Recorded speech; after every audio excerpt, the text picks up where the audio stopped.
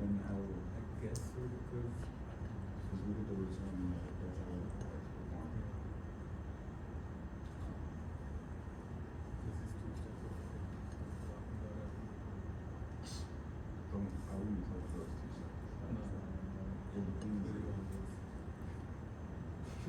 go into our, we'll propel over and see what happens. We have Output drop, quite a lot. Apple Drive out there, well, beta drop because we bought that. Oh, we went to the point. 4.13. So we're still producing that. So But it's our good beta sense. is acceptable. Go to the, you see the Sharp ratio? That's our, we don't, you see, what group is the one for, what is that, what is that? Because they got a real sharp, if you get a positive Sharp ratio, if we have a Sharp ratio of like 2, 3, with high beta, then that would kill it. So that Sharp ratio is basically saying how effective the portfolio is. Okay. I don't know. I just know if you get a Sharp ratio of about 2, like you're really good. You're really, really good. And but that's more like long-term portfolio. This is not. So, which is extra complicated for our next topic. This is always going to be long for us. We take it in order.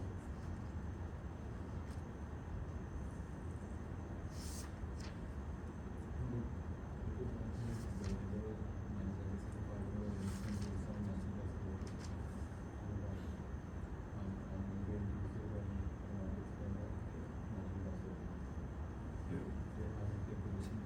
Well, so with that are like consumer staples and things of that nature. Those stocks don't really have allocation ratios, like they're fairly valued. All these tech stocks are.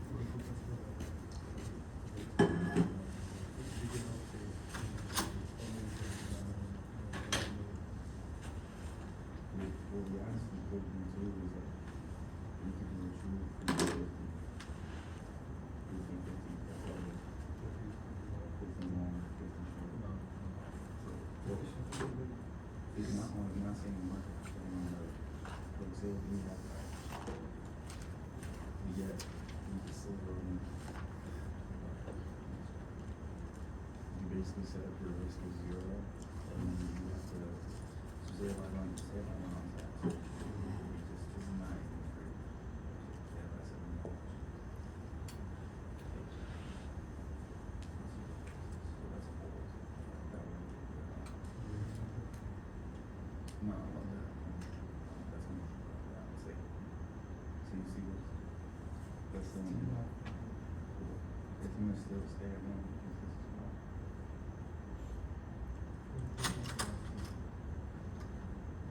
Yeah, this has been down in this last second. But you see the head ratio? The head ratio is very good. It's the earnings growth. So definitely this, the 3 months is really like,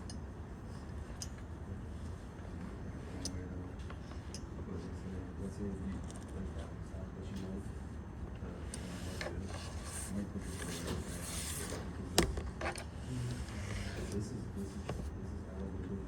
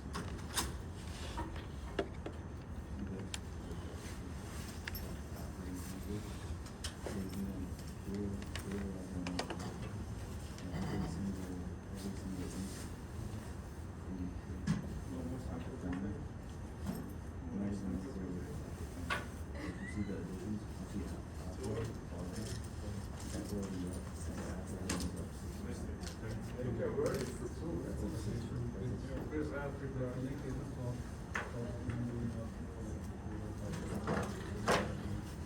Yeah, it's, we you will usually, see people getting really drunk.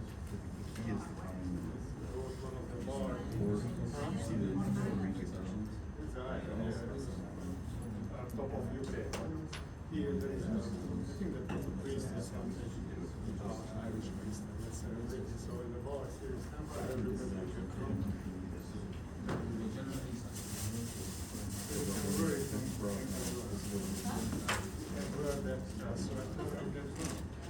But you have one to 6 months is pretty much. But this was trading at 406. So it's 25. Just a few people are being Scottish, I mean Irish, you can even deliver there before that. The only Irish on the center. From the year to date, last year it's about 38. Oh, what? It's a great line.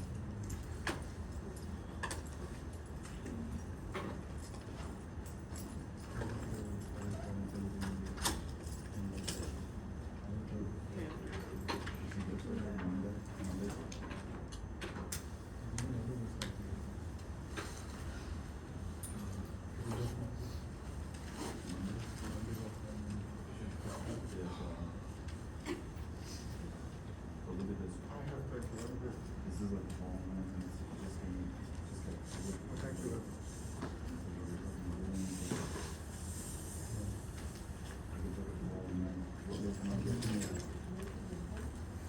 What? Kind of.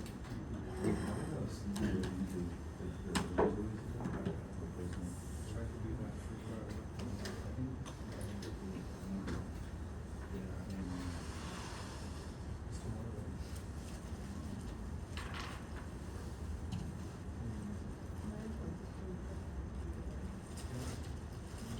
You don't see that. That's like the first time they want to report for it.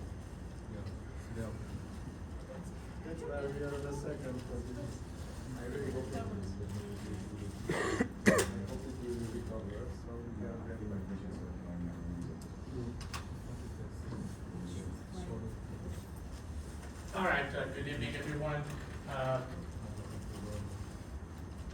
By a show of hands, who has revised their portfolios after our last session? Okay. You need to do it systematically, right?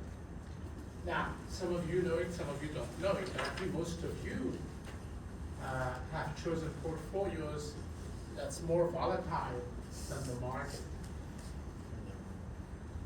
Right? It's a good thing this is a risk management class. Lots of room to learn. Yes, exactly, that's the point. That's what I'm saying. Now, having said that, by the way, that's not automatically wrong, right? Maybe that's the level of risk that you're willing to take, right? But, continuing on our discussion on funds, let's see if you guys diversify more based on the funds we're going to be talking about today. Before we do that, let's go through that assignment, mostly because I want us to learn from each other, right? You've all answered these questions, but what I want is for all of us to hear loud and clear. So let's do this. Let's start with, so I'm not going to go through question one, which has to do with portfolio, your portfolio. Instead, let's go straight to the SEC. Because we need to know, and that's why I forced you to go to their website. We need to know a lot more than what we might casually know, right? And this is just a starting point, right? So what is the mission of the SEC as you guys have read it on their website?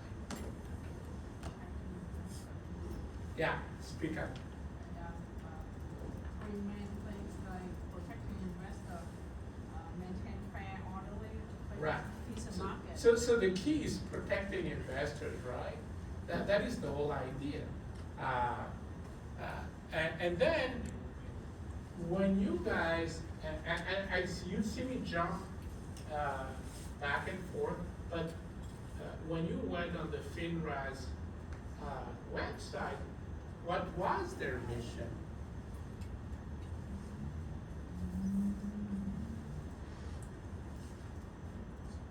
And you could go right now if you don't remember, and just read it out loud, right? Yeah, go for it. Its mission is to protect investors. So you'd stop there because it sounds a lot alike, because it is the same thing, right? Does anyone know the difference between these two organizations? They seem to do the same thing, right? They protect investors. One's a government, one's industry. Yeah. The SEC. Yeah, go ahead. What you were gonna say? Yeah, this is kind of governmental. It is a Yeah, government and, agency. FINRA is kind of independent. It is exactly They support industry. the SEC. The whole idea of FINRA and organizations like it is to preempt stronger government regulations, right? So that's why they're there. And there's many other industry organizations that have the same mission,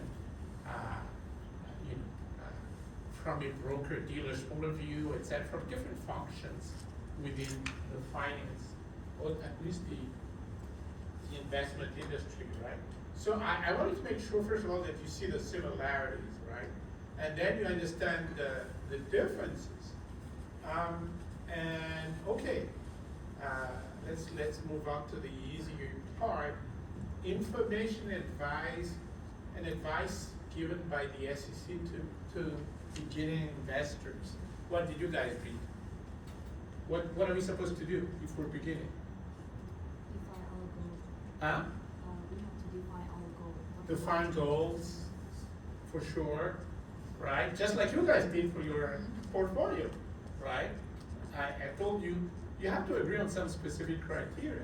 This is true whether you do it as an individual or you do it, let's say, as a fund, right?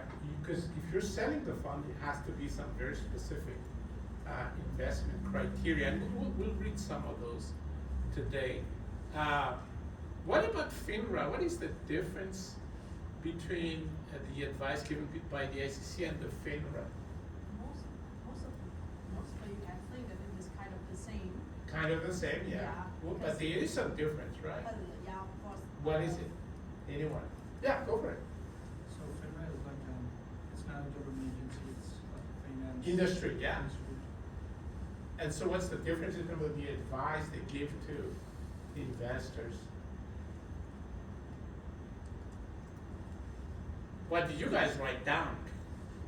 You just read what you, yeah, go for it. So FINRA is more like for the broker dealers There you go. relationship, and they like There you give go. out the Series 7s and stuff like that. Yeah. And they can't pursue criminal charges, I don't think, but if they tell the SEC that, then they'll pursue criminal, but they could levy fines on people and stuff like that. So it's, FINRA is a very specialized, it's the broker dealers in the industry that they do represent, whereas the SEC is a more of an umbrella agency, right? They regulate anything from the way corporations issue securities to, to broker dealers, for example, the way they're supposed to be behaving.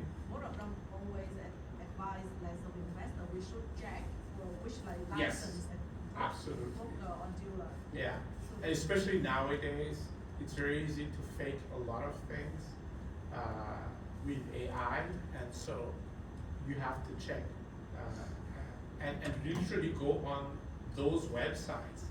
So if you obviously most of you, if you use brokers, you go to well-known brokers, but if you say broker you don't know, you have to check them out on the FINRA website, right? And that's an example of how you use it. So Right. the profit, are you recording? Great point. Let me do that. Record.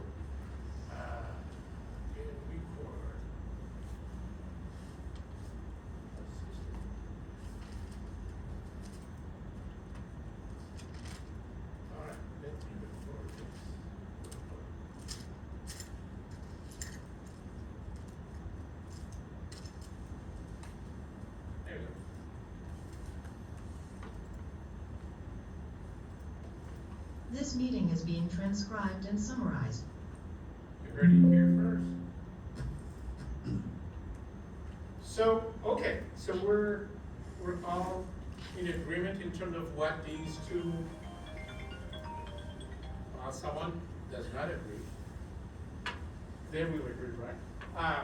So we're all in agreement in terms of what these two organizations are doing, or is supposed to do. And, you know, and we're all in agreement in terms of their differences, right? And like I said, that's a starting point. We don't have time to devote to a lot more of this. Instead, let's move on to something that we've discussed at length, right? Different kind of orders.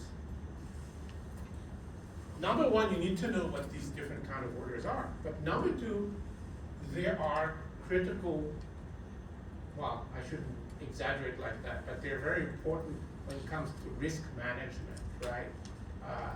When it comes to managing the risk of it, let's say a fund like the portfolios you guys have a stock track.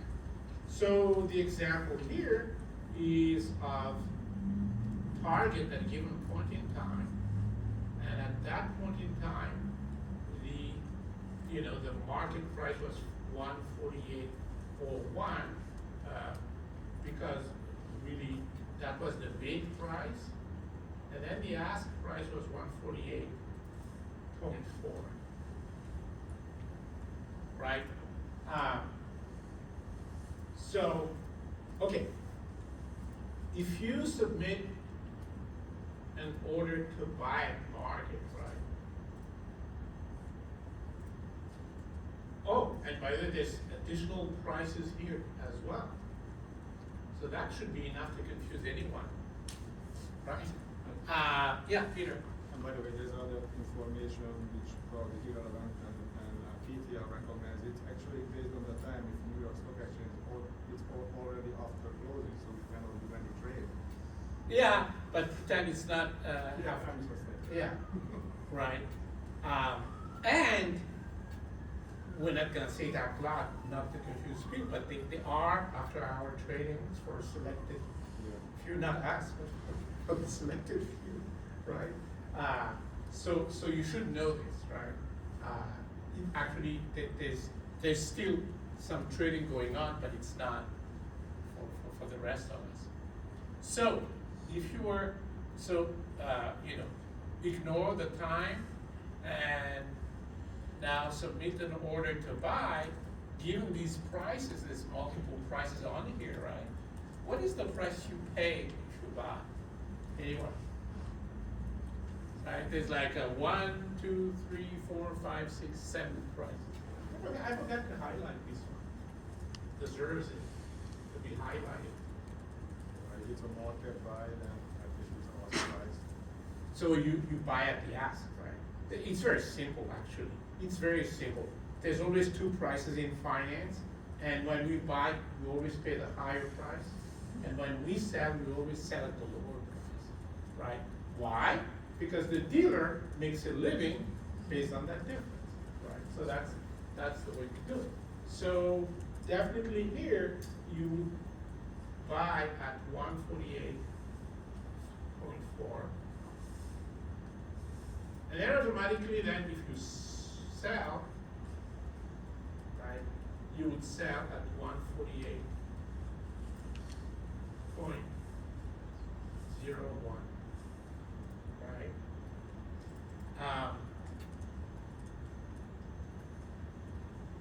And the spread actually is fairly large on targets, like, what is that? Almost 40 cents per share, which is a lot, right? Now, so hopefully we all, any questions about that, right? So we have to have the fundamentals right, okay? Let's do this. Limit sell. Limit sell, right? So when you think of these contingent orders, right, again, you should refer to the bid and ask prices, right? And then you remember the classic objective of each one of the orders, right? A stop order, whether it's sell or buy, is a defensive order. It's a way to minimize losses, right? Whereas a limit order, whether it's a sell or buy limit order, they're meant to capture profit, right? To guarantee some sort of a profit. So obviously, if you wanna capture some profit, meaning you think the price is likely to go in your direction, right? So that a limit sell price, if you have a limit sell order, the price should be, first of all, let's be simple, right? High or low? It's a limit sell. So it has to be high, because you think you're gonna make money and you wanna make sure you capture some profit when the price is gonna go up. So, next question, should it be higher than the bid or the ask? So the key is to remember the order. So this is an order to sell. So the relevant price is the bid price. Actually, I have a question for that. I got confused on that question, like what? It's very confusing. I mean, what time horizon you meant on that? You want kind of a spot, so like really short term, or you actually looking in like during the day? Because then if looking the day, then I would look at the day range. If I would like to sell like fast, like within a couple of minutes, then I would look at the bid ask. Yeah, spread. yeah. Either way, you'll come to the same conclusion. The only thing I'm checking is that it's technically correct, meaning when you submit the order, Yes. the computer actually takes it. It doesn't say your order cannot be executed, right? Because when I put in the wrong order, it's gonna tell me cannot be executed, right? So, but that's a great question. But bottom line, at the very least, it should be higher than 148.01 because that's the current selling price. Does that make sense to everyone? Yes, right. And like I said, if you guys have never done this, it might be quite confusing. So 149 is an acceptable answer for this or not? Absolutely. So anything greater than 148.01. And then your remark has to do with how high above 148.01, right? That's the idea. All right, so if you guys, yeah, go for it. But if we, I mean, of course we sell at the bid price, but if it like higher, if we say ask price, right? If ask price is a little bit higher than the bid price, so that's when you earn a little bit profit. So why is not higher than or at the ask price? You can, Yeah. you can. So basically any number you give me, as long as it's above 148.01, it's fine. Because it's fine with the broker, right? And then it's up to you guys, you wanna, so Peter was talking, he was essentially saying the same thing you're saying, which is, it depends on the horizon, right? If it's a short horizon, maybe we wanna capture small profit. If it's a longer horizon, we wanna capture a larger profit, right? Other questions about this? Limit sell order.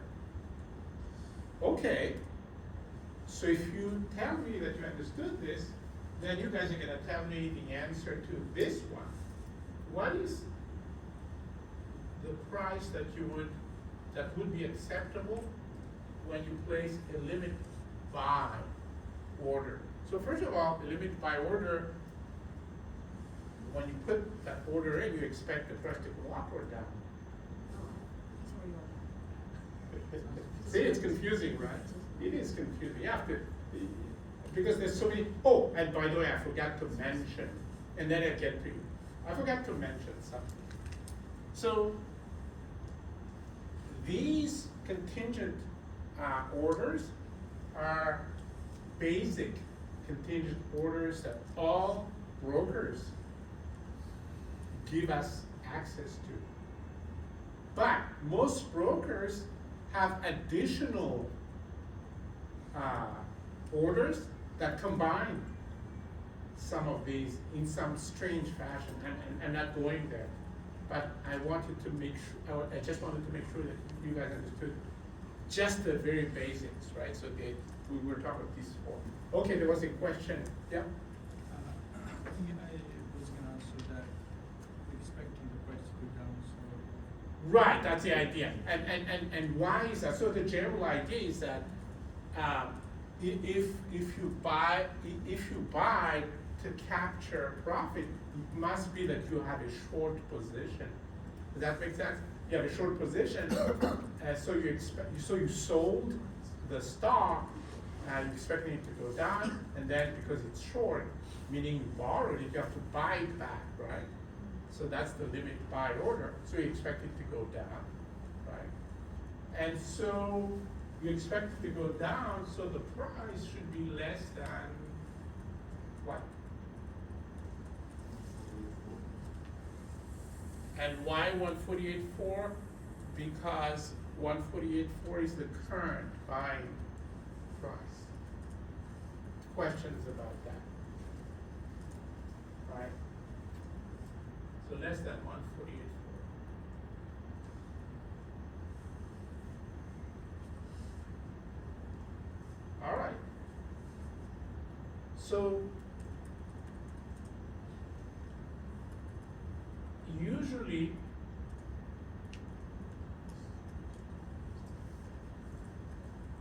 people have a better sense of what's going on when we talk about stop orders, because it's, we're talking about limiting losses, right? Or minimizing losses, right? So for example, a stop sell order is an order that will be executed if the price goes up or down.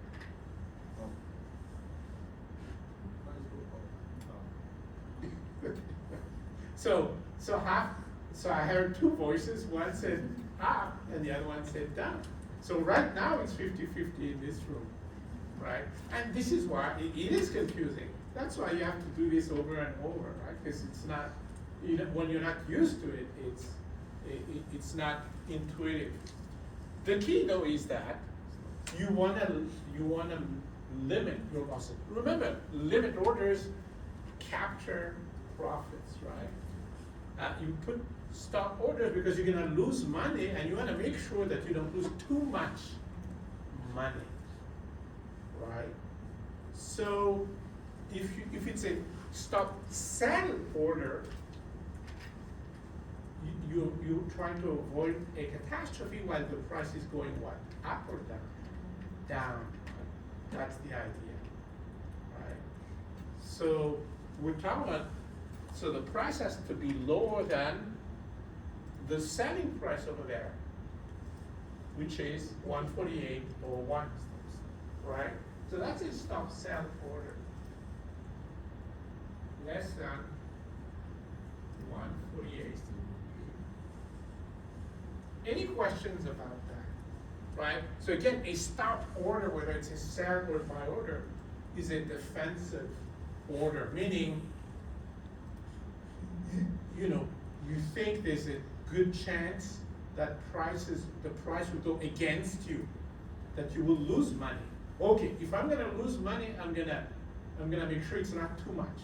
That's the idea, right?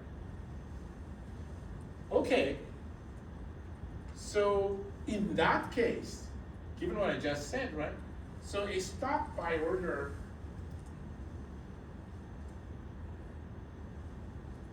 let me rephrase, I had a question, let me rephrase it in my mind actually. So when would you guys place a stop buy order? Remember, you must have a pre-existing position whose risk you're trying to minimize. That is the idea, right? That's why we're learning this, right? So what position would you try to, protect with a stop buy order? So there's only two possibilities. Either you have a long position, meaning you have the stock, or you have a short position, meaning you've borrowed it and you've sold it. So it's short, right? First of all, how do we know it's short? Because the only possibility then is to buy, right? And so a stop buy order protects a short position. Short position, once again, makes money when the price goes down, right? And you lose money when the price goes up, because you have to pay a higher price to buy it back and return it to the broker, right? So, bottom line, because this price is gonna go up, it has to be greater than the current buying price. The current buying price is 148.4. Is this straightforward? No, not if you're not used to it. All right, it's not straightforward. Hopefully, looking at this, working on it, made you ready to receive these answers, and now it's firmly somewhere in there, right? Questions about these? Sorry. Yeah, go for it. Oh, okay. So I also see you highlight the previous close, the day range. So when we consider the limit sell and limit buy, should we also consider the day range? So that's a great question, right? So you guys have noticed I only considered bid and ask, right? And that was my answers here. So technically that's all you need. However, and that's a great question, and it's related to what Peter has said basically, which is, when should we start considering essentially these data here, right? So the general idea is that if you have as part of your risk management tool, right? If you have a preconceived horizon in terms of, how long will you hold these positions, then you can use that. So for example, here, if you do it like this and no other considerations, these orders could be executed maybe the same day, right? And maybe that's not good. Maybe you'd like to hold on to the stock or the position, because sometimes it's a short position. Maybe you'd like to hold on to it longer, correct? So that's when you consider these. So the day range would be, for example, if you consider a horizon in terms of number of days, and the 52-week is when you consider month, right, as your number of months as your horizon, right? Here's the point I'm trying to make, because some of you might not understand what I just said. Imagine you have this stop order. So in other words, you have the stop, right? And then you have a stop sell. Let me exaggerate, right? I'm gonna exaggerate at 148, which is less than 148.01. You guys see where I'm going with this. Where am I going? Well, it might be then, because I chose 148, and again, that is a technically correct stop price level, right? When I do that, you know what's gonna happen? The broker is gonna sell my shares automatically, right? And the other thing that happens, I wanted actually maybe to hold on to target for longer. You guys see that? And if I do, then what I have to do is, guess what? And this happens when we make mistakes like that. I have to buy it back. You guys understand this? Because I want it. And I realize now I made a mistake. That was, that particular price I chose was too close to the current price. Does that make sense? So now you consider a wider range, right, or well below 148. So if you want to hold on to it for days or maybe a few weeks, then you can go to, I don't know, 147.35, right? If you consider that you want to hold it for years, then you could go as low as 103, right? Because there's a trade-off, and this is key, right? There is a trade-off. There's risk and return, right? It's not just risk. That's the thing with equity markets, right? So if you minimize risk in that drastic fashion, like I just did, by stipulating 1408.00 as a stop price, then the return is not going to be what I want, because I think I'm going to get better return by holding on to target longer. Does that make sense to everyone? Right. So that's the general idea, right? And in practice, for example, I can tell you again that there are times when people, because they choose the wrong level of price, in the sense that it's technically correct, but it's too tight, right? Then once it's stopped, in other words, once the order is executed, they have to rebuy the shares because they realize that was too close to the current price, right? And they wanted to hold on to the stock. And then I personally have witnessed also the other way around, where the stock price was too low. And then the owner of capital said, what? That is too much, right? That's too much loss for us, right? So these are the two aspects of it. Literally risk and return, right? Excellent questions, everyone. Any other comments or questions on this? Yeah, Sorry, Peter. I keep coming back on this one in detail, because practically as the only risk management tool we can use in SMF in training. So you mentioned the example of typical, like you play long, so typical in most situations stop sell. Yeah. And you mentioned below the ask price, 148.01. So it's assuming you put actually a market buy order and you buy the ask price. But if you, let's see, you got a different price, so my question is, you always adjust the stop sell order to the price you purchased for, right? Yeah, that's Because really, that determines your profit. right, excellent point. So what Peter is alluding to, and I'm not sure that I think I did, but if not, now is as good a time to mention this. So we see these prices 148.01 and 148.4, right? And we answered the first two questions, right? We buy at market, it's 148.4, and when we sell, it's 148.01, because that's what's being quoted.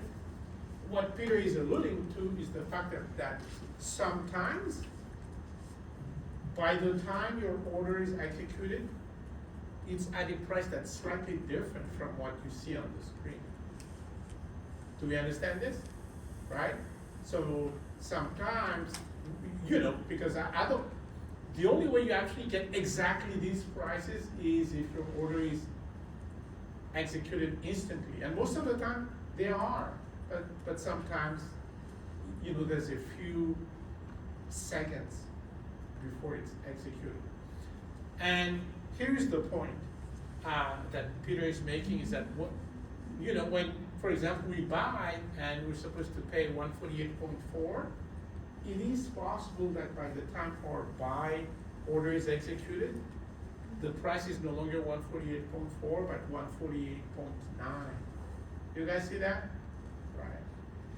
So that difference, 148.9 minus 148.4, is known as slippage. Right? It's an additional cost. It is an additional cost. You expected something and you got something else. So that's an additional cost. And what Peter is saying is, so now, whenever I said 148.4, we should scratch that And we should use 148.9, which is the actual price that's relevant for us. Make sense to everyone? Right? So there are complications in real life, of course, right? And that's one of them, right? But let's make clear, let's all understand this, right? So there are multiple costs. So like I said, there's the commissions, right, that you have to pay per trade, for sure. You know, all brokers will make you pay something, even if you're a large financial institutions. You're not gonna pay a lot, but it's still something. Then in addition to that, you do remember I went over the fact that you do pay for half the spread, because the fair value is somewhere in the middle, right? Right, so you pay for half the spread. And then now we found a third source of cost, which is slippage cost. Now, and then I get to you, Malcolm. Question for everyone, first of all. So because of these costs, does that affect your return? Of course it does. Of course it does, right? Because it affects your profits and therefore your return. And that's why it's critical, right? Malcolm? So in the price, do they also include the slippage? I mean, half of? So no, that's the thing. That's the thing. That's the difficulty. Is that you see something on the screen right here, like we see now, but we don't necessarily get exactly that price, right? It's not exactly like what I'm saying here, right? That's the slippage we're talking about. Make sense? And some of you might still be wondering, why is that? It's posted there, so why don't I get it? Well, because whatever is posted there is the price that was being quoted, the best. So the way it works, I'm not gonna go too much into this, but the way it works is actually a lot of people submit orders to buy, and a lot of people submit orders to sell, right? And the computer, the exchange's computer ranks these orders. And so the bid price, remember, when we see the bid price, that's our selling price. But the bid price is the best buying price as ranked by the computer, right? And I'm sure I've confused more people now. But there's nothing we can do about that. That's reality, right? And then the ask price, remember, ask price is the price we pay when we buy, right? But that ask price is actually the best selling price as ranked by the computers, the exchange computer, right? That's why. So they keep changing. These prices keep changing. When you log on and you see these prices now, you know, sometimes by the time you finish typing whatever you have to type, the prices do change. Right? They change very quickly.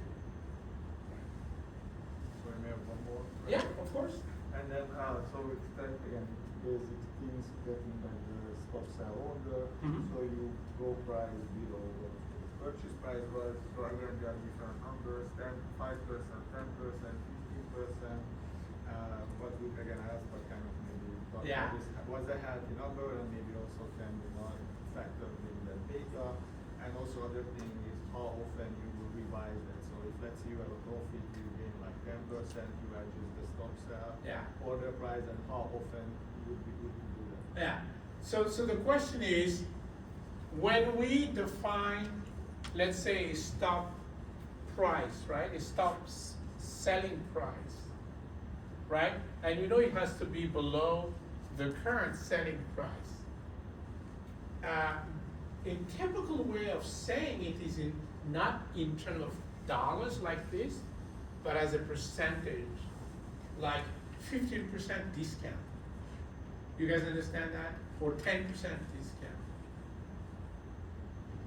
And so a practical use of a stop price when you have a fund and you put in stop prices, By the way, just out of curiosity, who has put stock prices? Okay, good. It's not a bad idea to use it, right? Especially given some of the losses I've witnessed in, on the leaderboard over there. So it's not a bad idea to use stop losses or stop sell orders because you bought stocks, right? And what Peter is talking about is the fact that we should think of it as a percentage discount. So maybe the stop price should be 15% below the current price, right? And then a typical thing to do is when the stock you're looking at is more volatile than others, if 15% is your norm, 15% discount, do you still want to use 15%? And the answer is no. Why? Because of what I said earlier. You can because it's so volatile, it's going to be sold, and then you have to buy it back again because you want the stock. You're managing a fund, right? You're not into day trading or anything like that, right? Does that make sense to everyone? So in that case, if it's a more volatile stock, then you would choose a discount for this price, a discount that's greater than 15%, so that whenever the price goes down, it's not sold, right? Because it's going to go back up because it's volatile. That's volatility, right? Volatility is up and down. Questions about that, right? And then I'm sure I forgot some of your questions. Yeah, how often should you revise this? How often should you revise? Oh, So that's you it. also gain a 10%, Yeah. you adjust the. Great question. Great question. So, number one, you should make a difference between a stock that you think has for you has normal volatility and stock that are more volatile than normal, right? And you use a bigger percentage discount when you choose a stop price. That's number one, right? And then Peter is not talking about how often do you revise these things. So there's two answers to that, right? First, sometimes there are news affecting individual stocks, correct? Right? And that news might actually change the volatility of the stock itself. Does that make sense?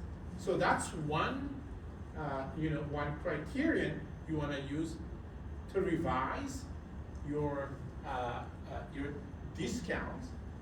And then the other one is what's known as a regime change.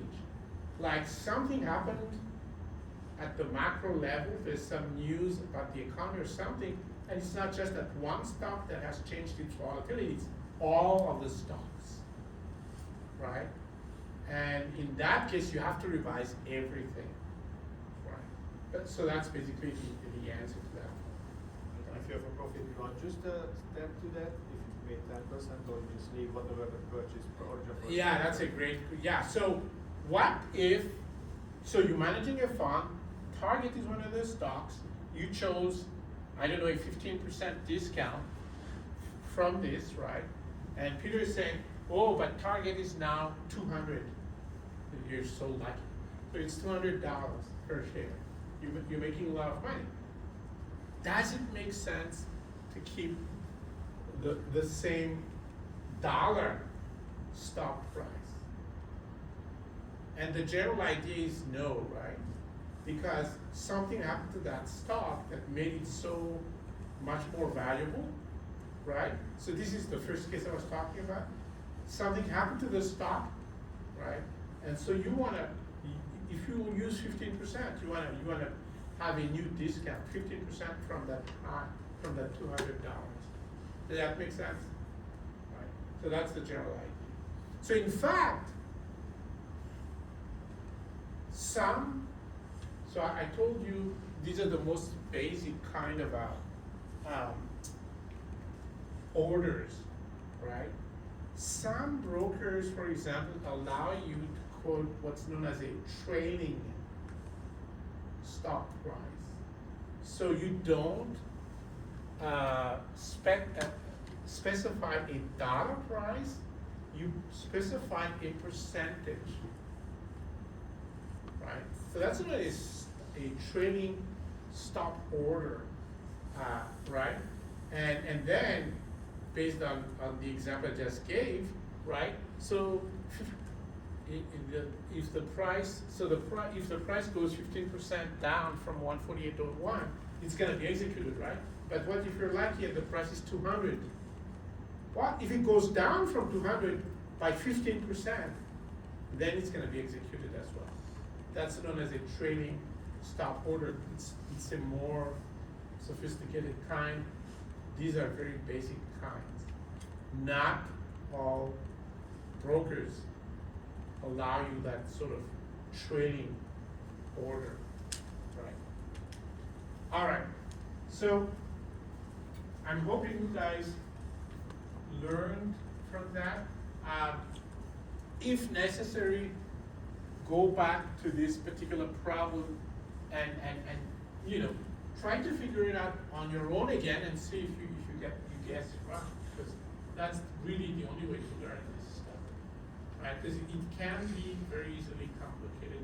And again, all of these orders are in fact orders that can be used to manage risk. So the next thing we're gonna do is talk about, continue our discussions on funds. And the last thing we talked about was hedge funds.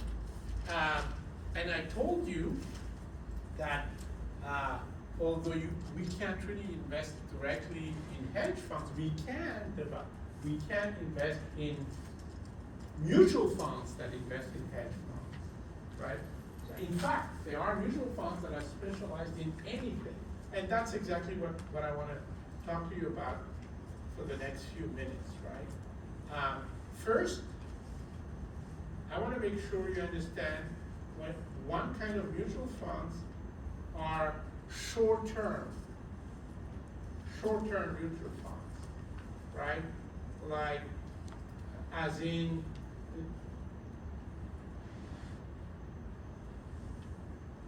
a length, the assets held by the mutual funds are 1 month or sometimes less, right? For example, something, I don't know if I wrote it in commercial paper. So very large corporations, as a matter of routine, they sell 2-day, 3-day, 4-day debt. Meaning they sell the bonds, if you call it bonds, and then they buy, they pay it back 2 days later, 3 days later, etc.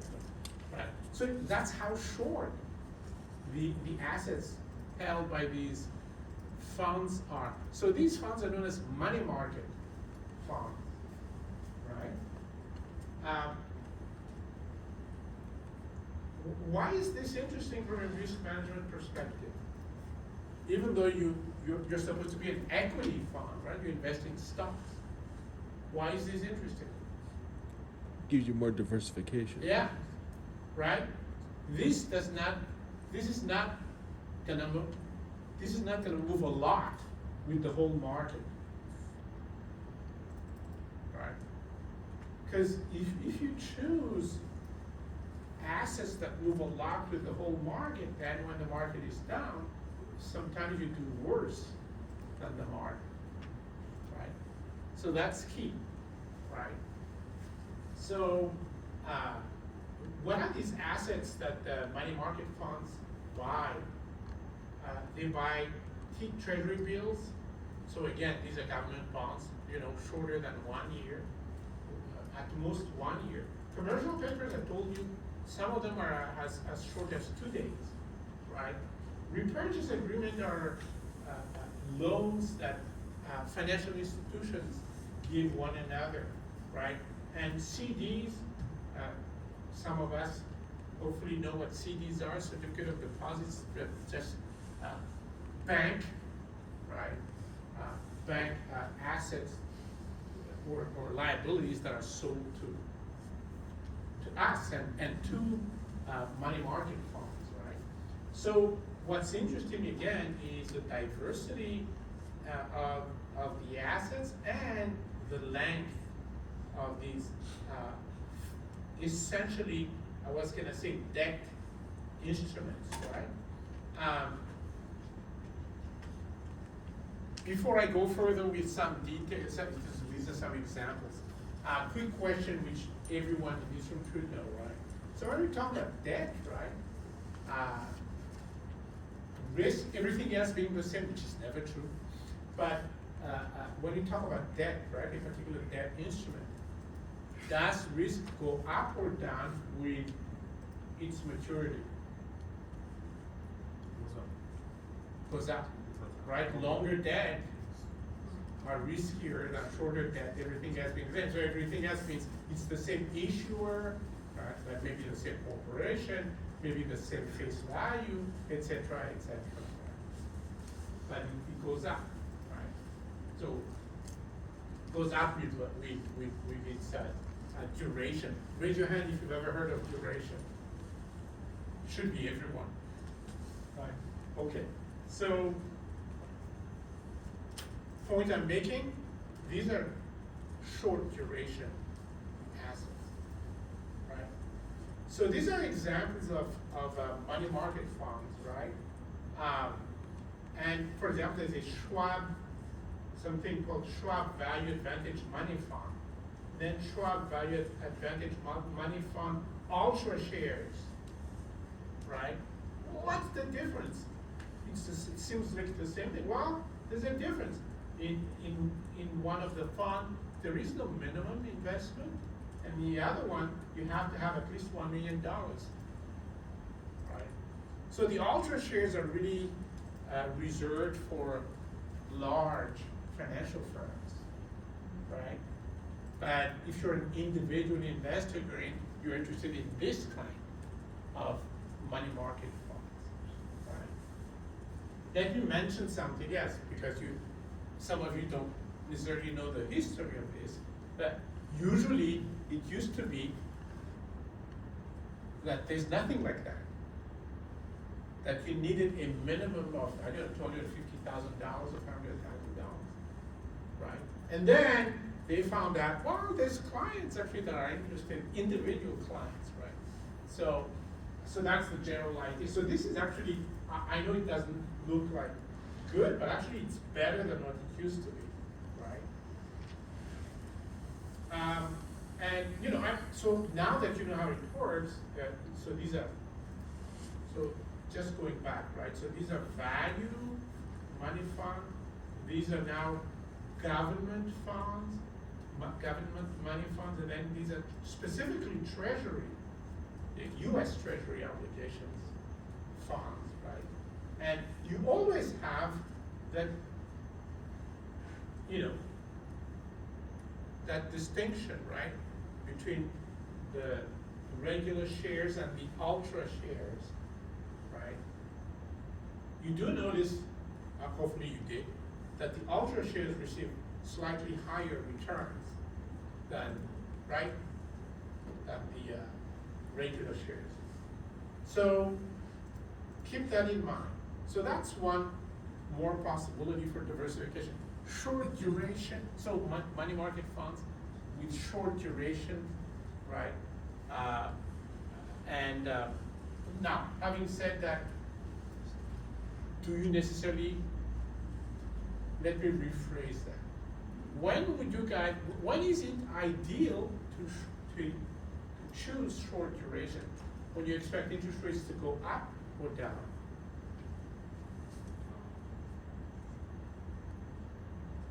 Let's go to risk professionals. We need your answers there, right? Is the investor or is the portal? No, it's the fund, right? You're managing a fund, right? So duration, you guys told me duration is a measure of the volatility of that part of the portfolio, right? Now, of course, interest rates are negatively correlated with the value of your fund, correct? Right. So when you choose short duration, it's because you're afraid there's going to be too much volatility against you right? So basically, you're afraid that the value of your fund will go down, meaning negative correlation, meaning you're afraid that interest rates are gonna go up, right? That's the risk there. That's the interest rate risk you wanna hedge, right? Whenever you have some sort of a fixed income part of your portfolio, you do have to play with duration like that, right? And so this is what you need to consider, right, when you choose these. Now, there is another kind of money market fund known as municipal money market funds. What in the world is that? So these are some examples. So these funds, they're money market funds in exactly the same way I've defined them, but what they buy is municipal bonds. So municipal bonds are local government bonds, right? It's not like the treasury, it's not like the federal government or anything like that. It's usually, some community, right, in a particular state, etc., etc. So what's so great about that? Well, municipal bonds are tax exempt. What does that mean? It means when you receive the return, the interest rate, you don't pay taxes. Which explains why, when I showed you the previous examples, right, they were like in the 5% range, the rate of return, and then all of a sudden here, you guys see it's like 3%. Why? Because this is after tax already. Do we understand this? Right. So that's another possibility. Okay. Let's talk about equity funds, and really, of course, that's what you do.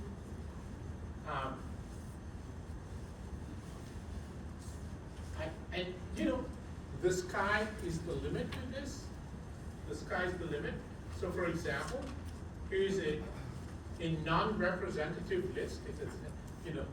Could be a much longer list. Of course, I stopped at A, right? But in this case, you see, I selected small value funds, right? And you see that there's a lot of so-called small value funds. Meaning, what is that? Small value means small caps, meaning smaller companies, but value stocks. So let me make sure we understand what value stocks are, right? So value stocks are supposed to be stocks that have prices that are really lower than what they should be worth, right? That's value stocks, right?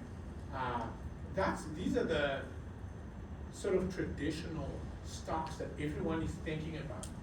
You want to buy IBM because it's a value stock, because the stock price will go up, because this current price is too low, right? By the way, I'm lying because IBM has been going down recently. But that's an example, right? What's the opposite of a value stock? The opposite of a value stock is a growth stock.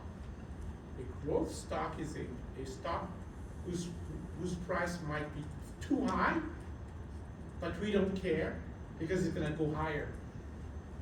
That's a growth stock, right?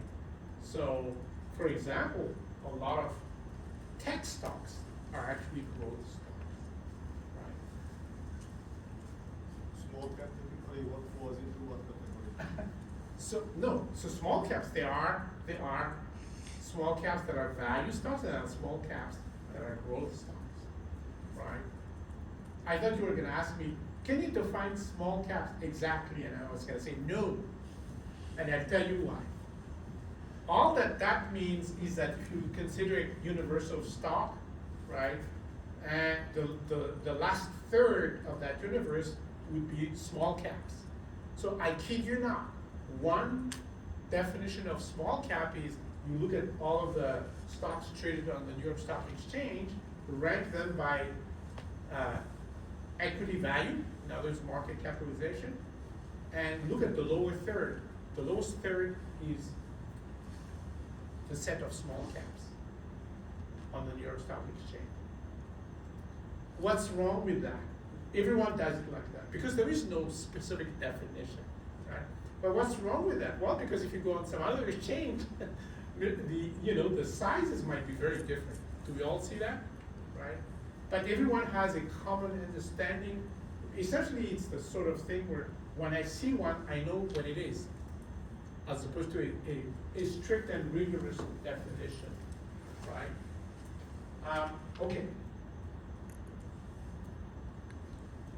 Let's look at a prospect. So this is the thing, when you guys start investing in funds for your portfolios, you do have to know what the fund is about. You can't just look at ChatGPT and trust it, because ChatGPT lies a lot anyway. Well, it does hallucinate. But the point is that it's easy enough to find their prospectus, right? So here's an example here. And the reason why we're going over this, am I sharing my screen? Let's see. Apparently not. Right? Let me at least share.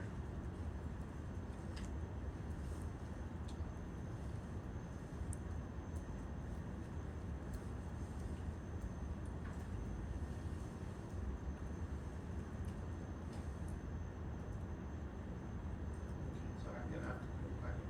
Oh, maybe here, just share the screen instead of the app. All right. So when you look at the prospectus of a fund, right?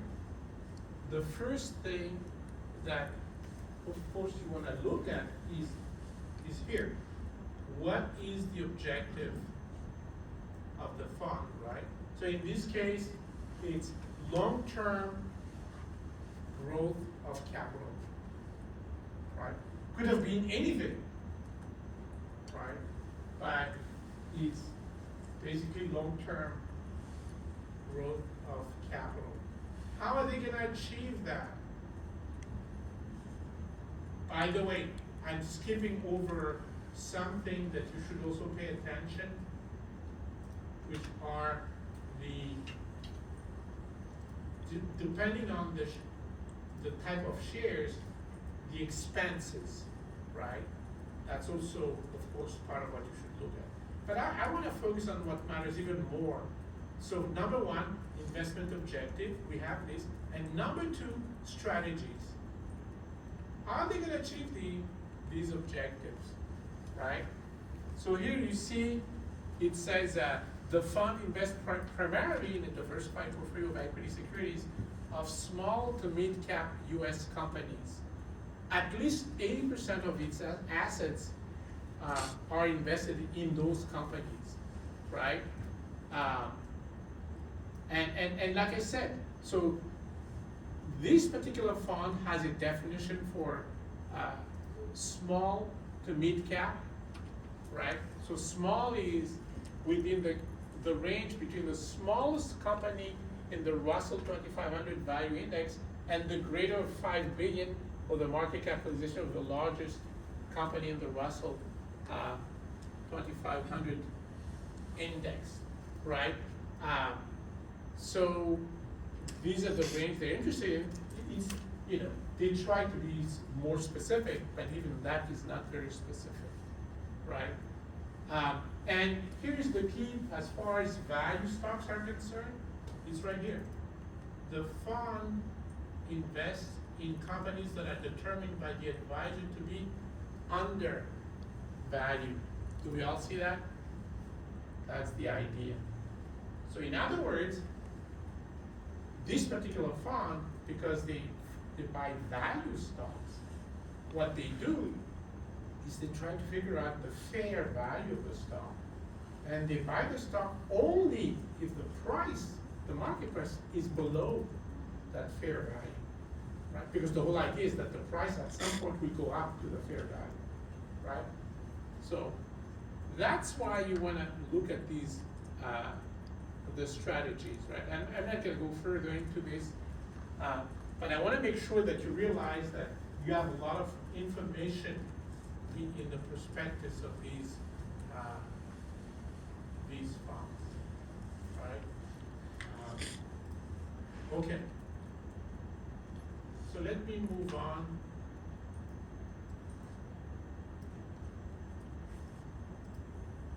To another kind of mutual funds, right? So far it's just like a regular stock fund, right?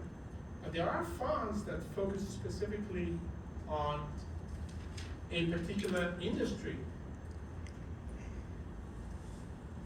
or a particular country. What am I trying to convince you of? I'm trying to convince you that you can diversify in any direction that you desire. It is, anything is possible. Here is proof, right? You have sector funds. Let's take a look at an example.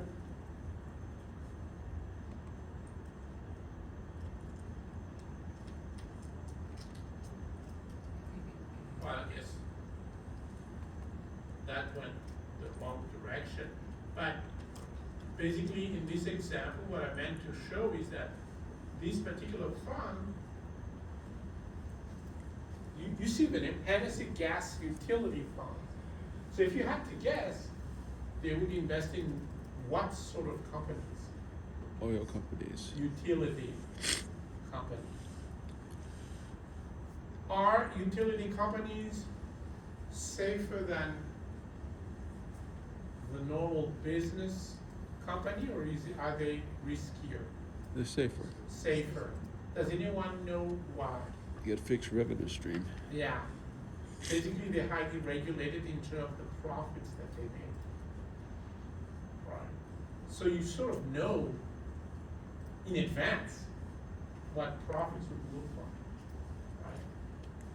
Now, are they hurt or helped by data centers? Hurt. Huh? They're hurt. How?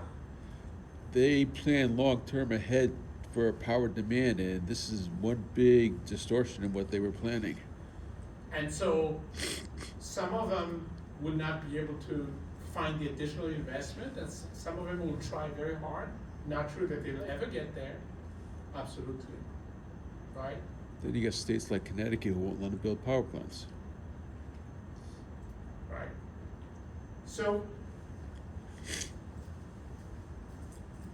utility funds, another possibility.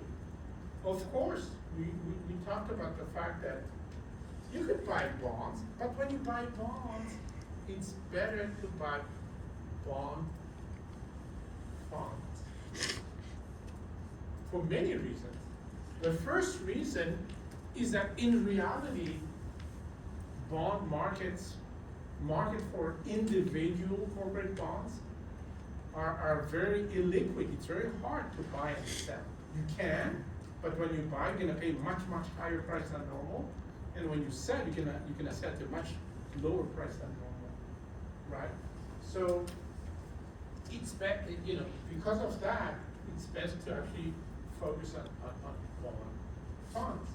And like I say here, again, the industry makes it easy for you to diversify, because some funds are focused on corporate bonds only, some funds are focused on treasury bonds only, etc., etc., etc.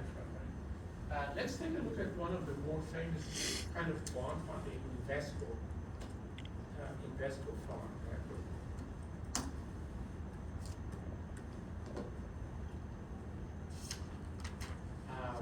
And I don't know if you guys can see that, but I wanna, let's try and maximize that a little bit, like that.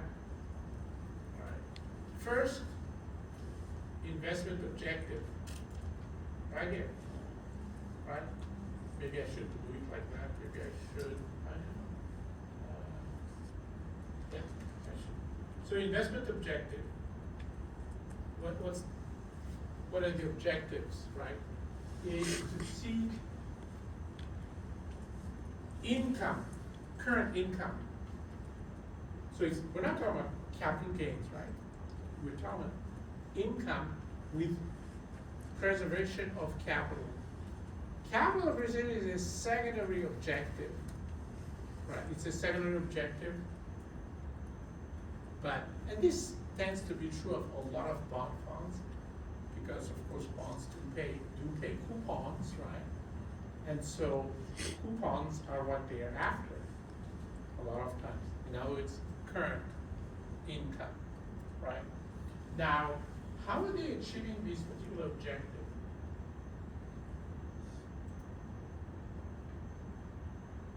Oh, so it starts here. Principal investment strategies of the fund. So the fund invests normally at least 80% of its assets in corporate bonds. And get this, and this is key, derivatives and other instruments that have economic characteristics similar to such securities, right? So first of all, you'll be surprised when you read this, but most funds do invest in derivatives, right? But a lot of times they don't do it for return purpose. They do it for risk management purpose, right? So here's a bond fund and they invest in derivatives, right? They say that at least 65% of their assets will be securities issued by the US governments. Commercial papers, so commercial papers again are safe debt issued by large corporations, right? And then cash or cash equivalent, meaning money market instruments, right? So that's basically the idea there. Let me try and see. So there is some risk, up to 35% right here of the fund's assets are rated below investment grade. So it's riskier, right? So that's why you have to read the prospectus. Just because it's a bond fund doesn't mean, well, there's zero risk, right? There is no such thing. You have to read the details, right? Okay, let's see what else do they say. Hey, check this out. They may invest up to 20% of the assets in convertible security. Another risky, right, kind of a bond, right, convertible bond. Risky because the price is volatile, right? Let's see. Okay, so here it is. As far as derivatives are concerned, I'm not going to read all of it, but at least the first line. The fund can use swaps, including interest rate swaps, to seek to hedge exposure to interest rates, right? So this is the point I was making, that a lot of funds use derivatives for hedging purpose. Okay, so I think we've read enough of this. I want to move on to more stuff. For example, so we looked at regular equity funds, we looked at bond funds, and yes, you can actually focus also on international funds, right? So here's an example, Goldman Sachs China Equity Fund. Is it good to have exposure to the Chinese economy? Well, in general, yes. Right? It's one more way of diversifying. All right. Let's check it out very quickly.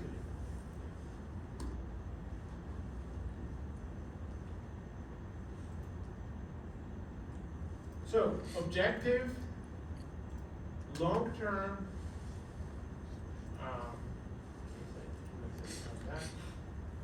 objective is long-term capital appreciation, right here. Long-term capital appreciation, right? And okay, how do they invest the money? Right here, principal strategy. Right? So it says 80% in equity of companies economically tied to China. Right? That's the idea. Right? So this may include securities that trade in local Chinese Hong Kong or foreign exchange, and securities that trade in renminbi, which is the local currency in China, right? And then they may invest in securities of Chinese companies that are restricted to residents of China, right? So literally it gives you access to shares that you as regular investors do not have access to, right? There's nothing better than that when it comes to diversification.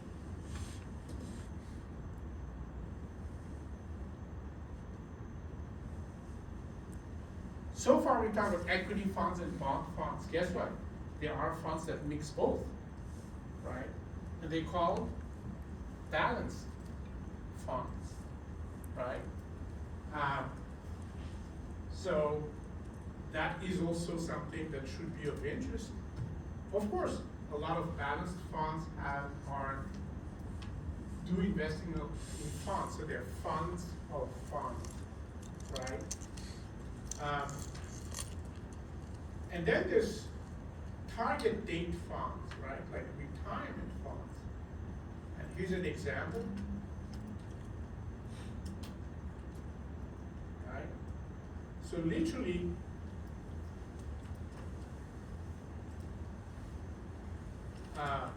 this fund has a target date, right? And if you read the objective, it says, until the day prior to the target date, the fund seeks to provide total return, right? And then on the target date, the objective is to seek to provide total return and stability of principal. So this is the example of a target date fund where there's a policy up and until the target date, and then the policy changes after that. And this is very useful for people who invest for retirements, right? And they know they can, retire at a particular date, right? Because the general idea is simple. Before you retire, you should invest mostly in stocks.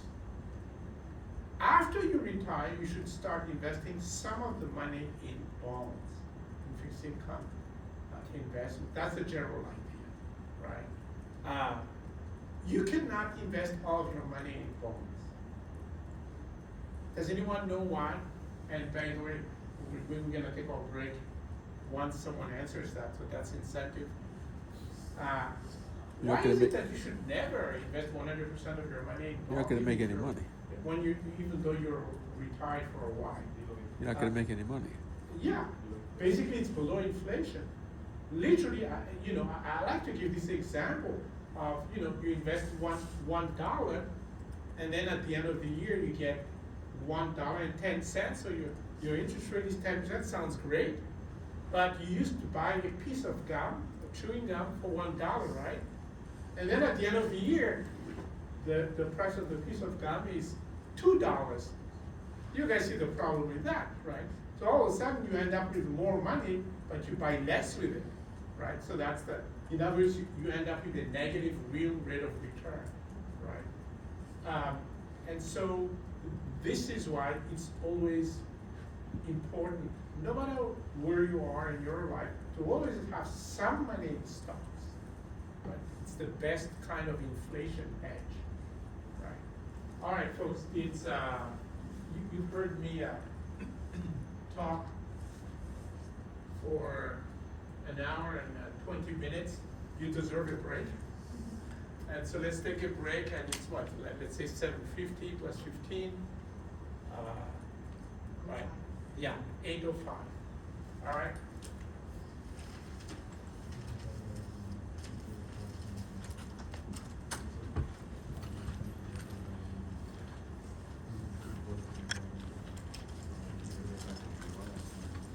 Or same for right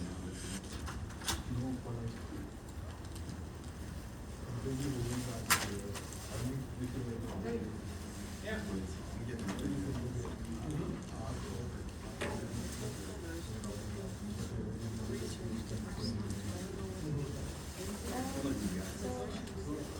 Yeah.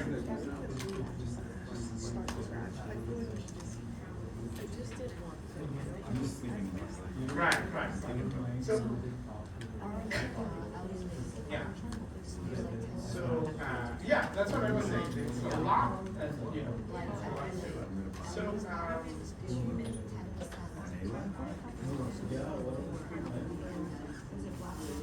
so yeah, let's start with the basics first. Which is that when you buy, Well, if we leverage everything, we just increase the return of sewer free. that's the first thing you need to establish the Tomorrow, I think the market's gonna be crazy. I need CPOE. I put, number one, I have a provision. So that's right, and let's not, that's why I'm starting with when you buy. So when you buy, first of all, you buy, pay the high price. And you sell, you sell the lower price. Now, when you talk about, contingent orders, right, like stop orders or unit orders.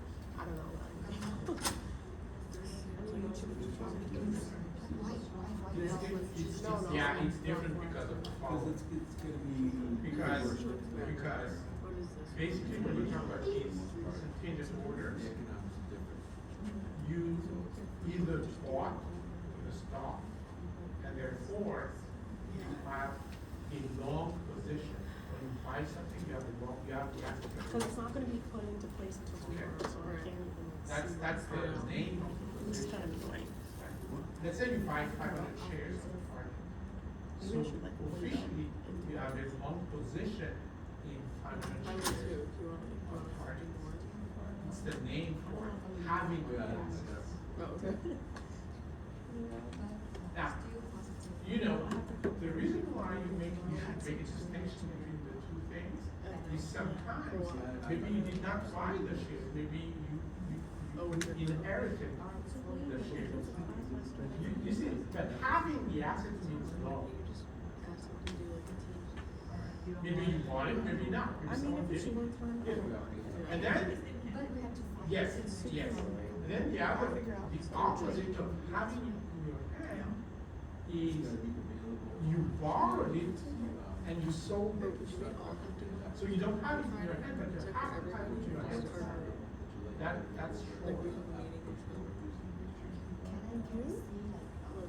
You had it, you borrowed it, you had it, and then you sold it. It's like at 10. Yeah, borrow and sell. It's a combination of the two. That's how you end up in a short position. I didn't get any. Yes, it is different, because if you just sell, maybe you sold something that you had. But if you sell something that you don't have, that's the only time you have a short position. Right? So you have to get comfortable with that first. What okay? time is the meeting? Yeah. Yeah. Right. No problem. It's virtual now.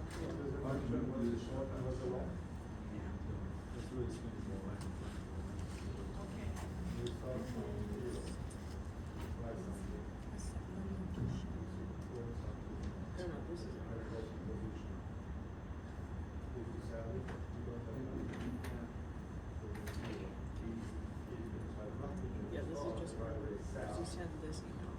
without having something, because you had something. Yeah, that shows you that. So when it's yours. Or in some place. Oh, so that's weird. Wait, who's your cousin? No, no, Did you look him up? Yeah. It's like-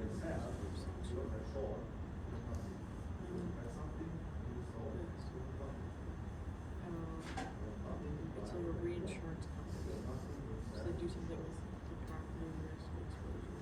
And also if you sell, there's not. Oh, that's cool. The reinsurance. How much you sell? It's yours. You have short. How long property you buy? So people sell.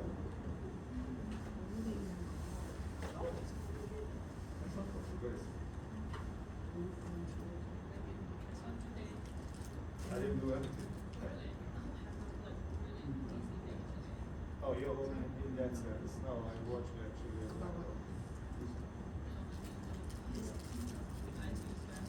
So your small company stores whenever. Oh, did you do that? I didn't. You didn't see your name. So what does it mean? Yeah, like they don't even have. Okay, that's what you mean.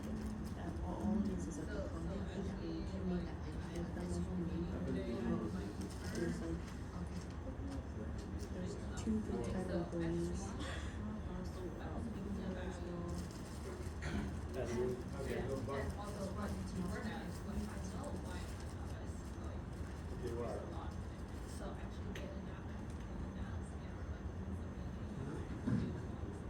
Oh, this is. That's so small. It's just a couple of them. I don't mind. I'm not sad about it.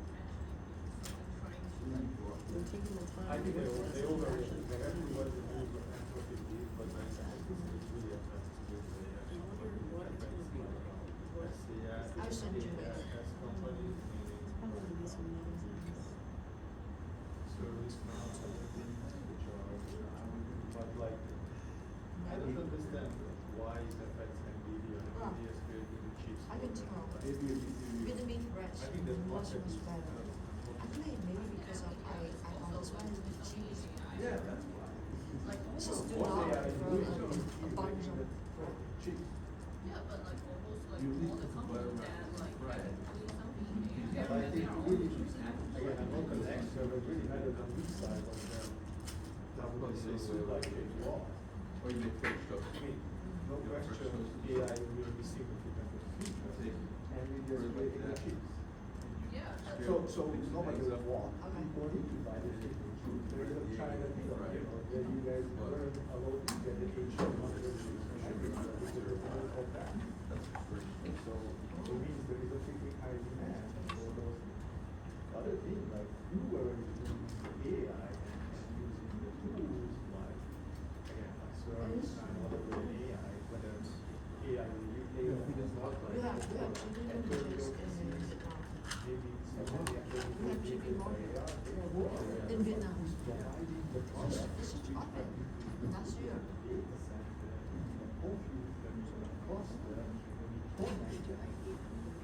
I don't really understand why they say it's okay.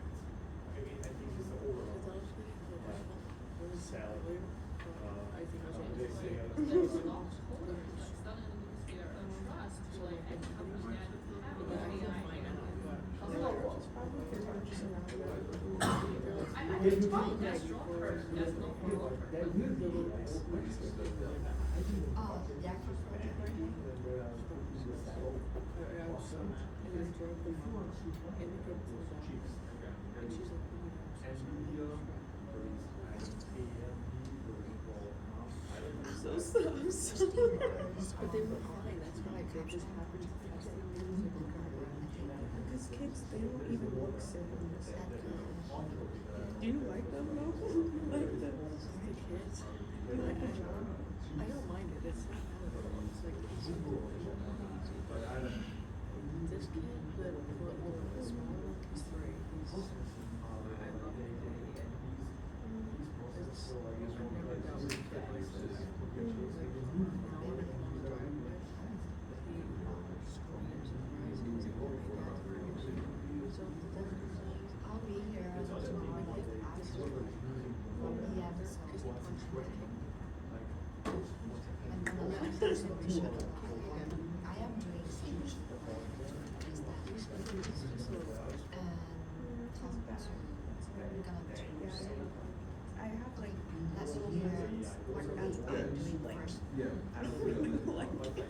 children. But I think that, And they wanna like, play that football, deployment that's is what I think Like, just I back don't then, like like, kids that are Yeah. like kissing. And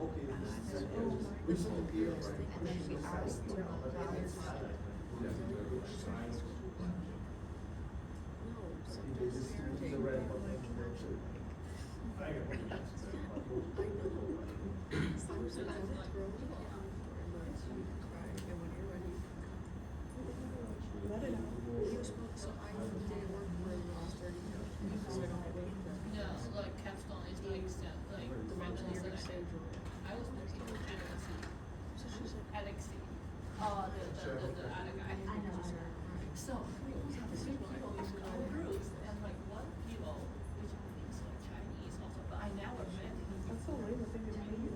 Yeah. Can I plug my computer into I that? think I so, just looked but into I it and I never understand met it's him. also Yeah. at this block. Yeah, neither, but neither, like, Alexi and me, like, never met this guy before. just kind of like, the older boy, he says, he's like, "Right, you're kids."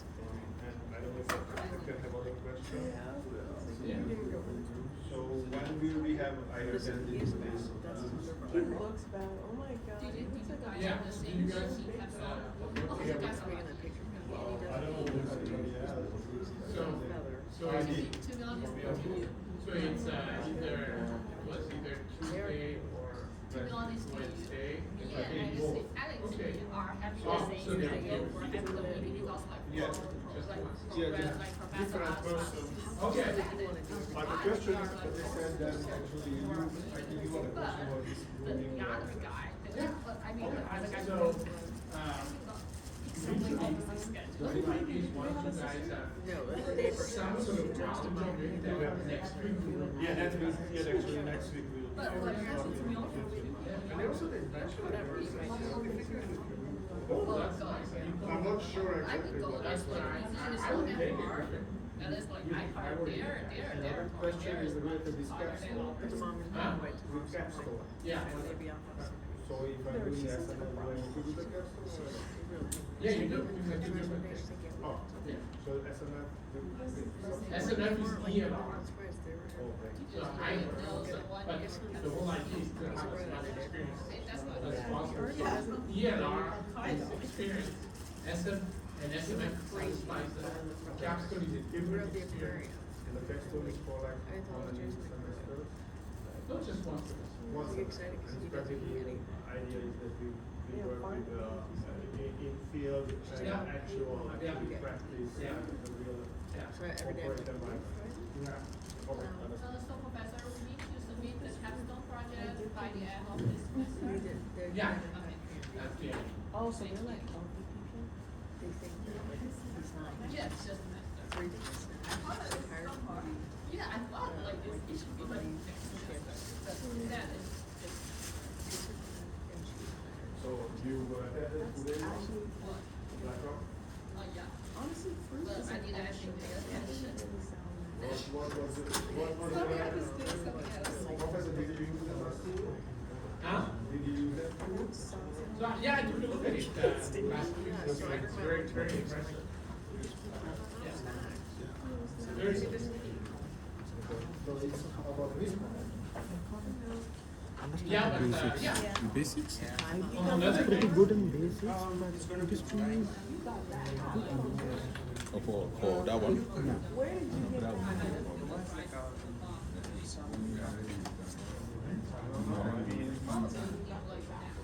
Things didn't have to film.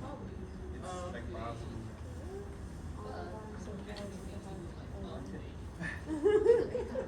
That's true. Yeah. Well, are you coming? It's going to be Online or in person? I thought it was going to be Cause he gave us that, like, we're gonna be meeting in room something something. I thought you sent a link for for another project. He said, he sent a link for the guy that sent the link, and then says, we will meet in room 3126 of UConn's School of Business.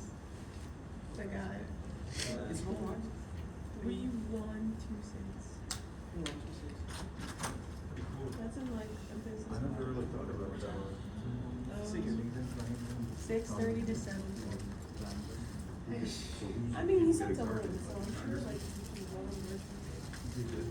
I would say, are you coming in person? I'm probably gonna come. Que solo coming in person. Cause I feel like something's bad, like he's like. Yeah. Yeah, that's true, yeah. He probably, like, that's just like this one. Yeah. Oh. Yeah, so I don't wanna like waste his time. Yeah, that's true. But you don't like it, but also part of it. And not only it's also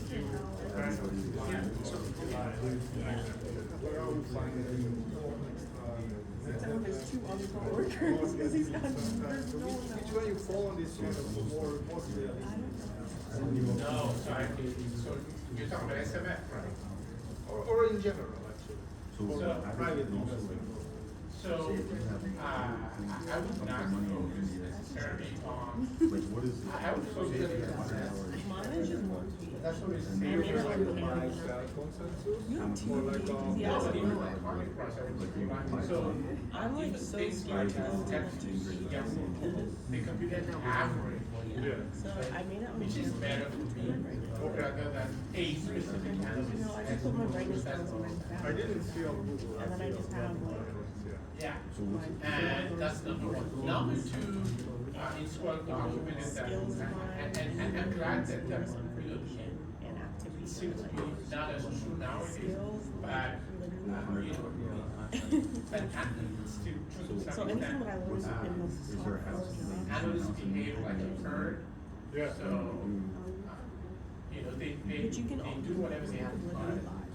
All They of the stuff. revise, publish, they revise. No, but they're not gonna And they're post fully spaced out. And there was actually, what is that, Excel formats on. work on business online and Wall Street Prep. They did a course. I attended, but I didn't have time to finish, but Yeah. we attended like a regular go. Yeah. And I met a couple of guys who was analysts from Germany. And actually, he's a sales side. Yeah, well, like. And he's saying, yeah, he's always feeling this pressure, like he cannot say Yeah. something. I So- have like That's why, max like $5. you know, I don't think It's that crazy people, because you know, everything was in the if you system for grades. rely on these things professionally, I don't think that you should never rely on someone. Yeah. Okay, so practically what I heard, like Yahoo Finance, I didn't see on Google Finance that kind of, so Yahoo Finance, Yeah. the average kind of a good Yeah. price target. No, I just like. I see what you're saying. That's pretty. All right, folks, let's see, where are we?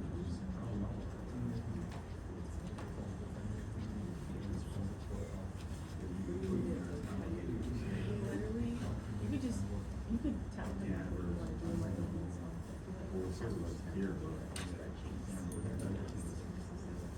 All right, folks, so let's get back into this. We started being aware of the fact that, in fact, some funds do mix fixed income and equity, right? So they're known as balanced funds.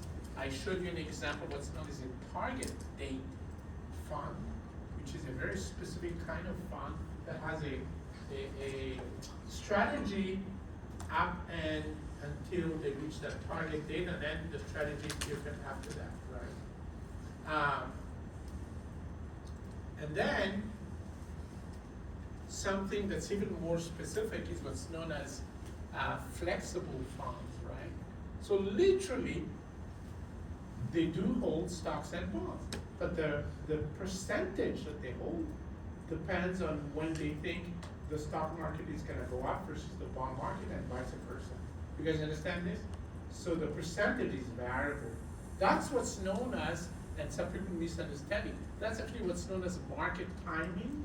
It's more of a play on different asset categories, whereas some people think of market timing on an individual stock basis. Really, that's just regular stock trading. There's no timing there, right?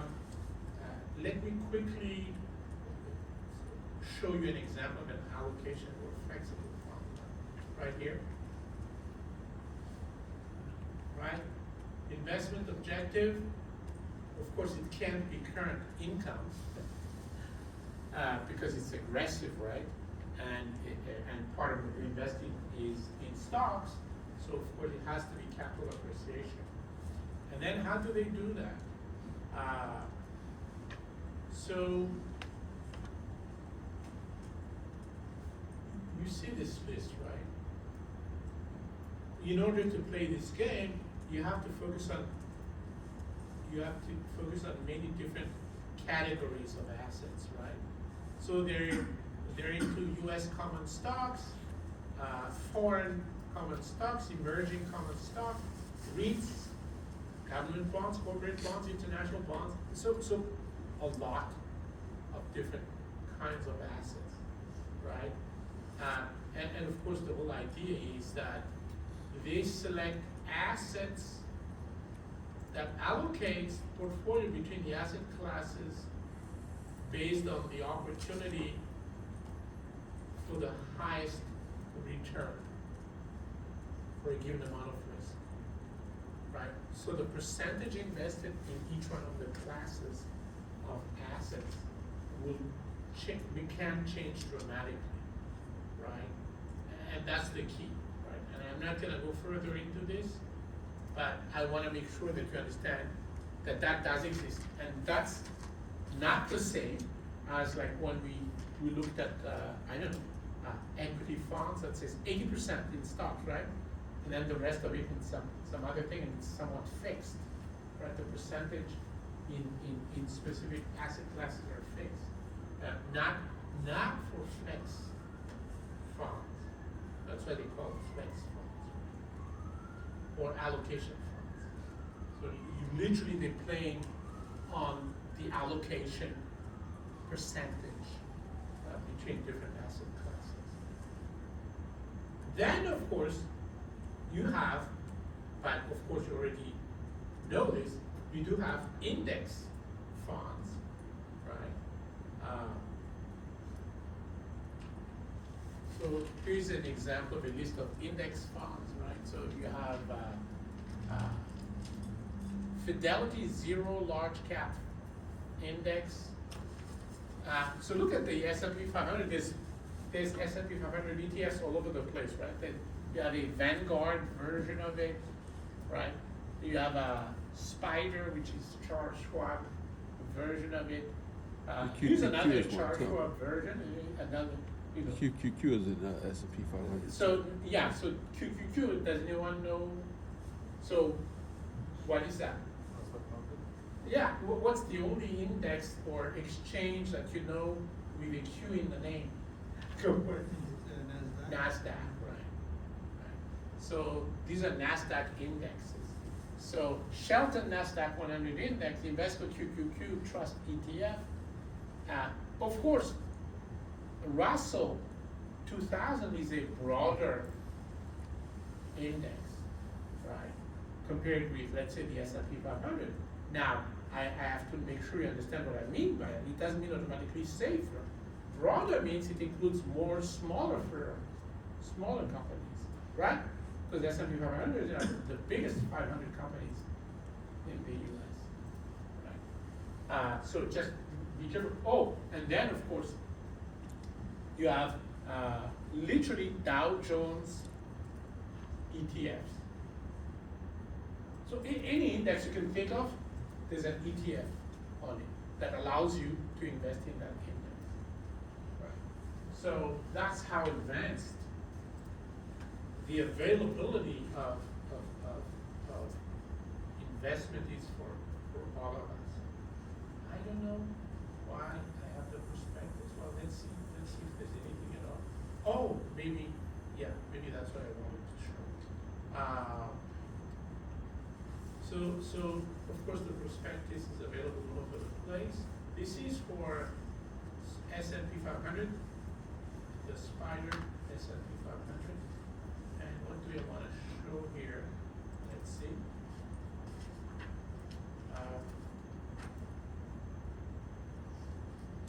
Investment objective, and yeah, maybe just that. The trust seeks to provide investment results that correspond generally to the price and yield performance of the S&P 500. So the first thing you need to understand is, even when you talk about ETFs or anything like that, they don't necessarily have an exact one-to-one relationship with the index that they're supposed to be mimicking. Right? So there's always a risk of difference in the tracking. So you should just be aware of it. It's impossible to just buy the actual index, right? So all of the funds that do, so most funds, the ones that I'm showing you, they actually try to buy the shares, right? But not all of it because of many reasons. You should know that there are funds who actually use derivative to try to reconstruct the index, right? So these are known as synthetic funds. So of course they're even riskier than the funds that actually buy the actual shares. We could buy funds that like the S&P times 2, where it doubles whatever the S&P 500 does. But you can, the sky's the limit, absolutely. The sky's the limit as far as payoffs are concerned, right? And I'm hoping that by the end of today's session, I've convinced you that you have no room to say, oh, but we can't invest in this or in that. Of course you can. Of course you can, right? So that's the idea. Just one question on Yeah. these S&P 500. Sure. So I have some idea, but I ask you probably. Sure. That is why the SPY is the most actually popular one, even if it has a higher practically Yeah. management fees like Right. BGO. Yeah. So the question is, why is the S&P 500 seems to be the What does is the SPY within the S&P 500? Oh, you mean that particular Yes. SPY? I think it's just the availability. I don't think there's anything in particular. Right, because the SMF is also Right. good. Yeah. I assume it's because For the SMF, literally the only reason, even though there's other choices, is because of the availability. Originally, that was the only thing that was available on that platform. That's it. The history. I thought it's because of SPY is the most liquid one. I thought that's the reason. No, not necessarily. Not necessarily. But so it's more historical than anything, right? What do I want to?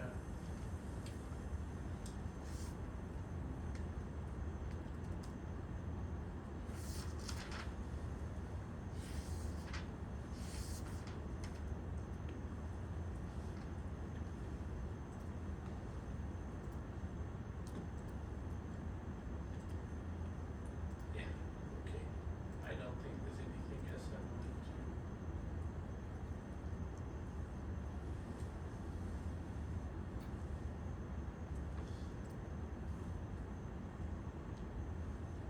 Yeah, so for example, here, they use a passive strategy, like I said, to just buy the stocks in the index, so there's no active management, right? But they do mention tracking risk, that's what I told you guys earlier, right? There are virtually no funds, there's no index funds without this tracking risk, right? So let's read a little bit about it because you may not understand why this is so, right? So the trust return may not match, so I'm here, may not match or achieve a high degree of correlation with the return of the index because of expenses and transaction costs, right? Because when you compute the actual, abstract index, there's no cost, right? It's just pure prices. And when you implement it in real life, the fund has to pay these expenses and transaction costs, right? And then another reason they mention, so let me remove this here.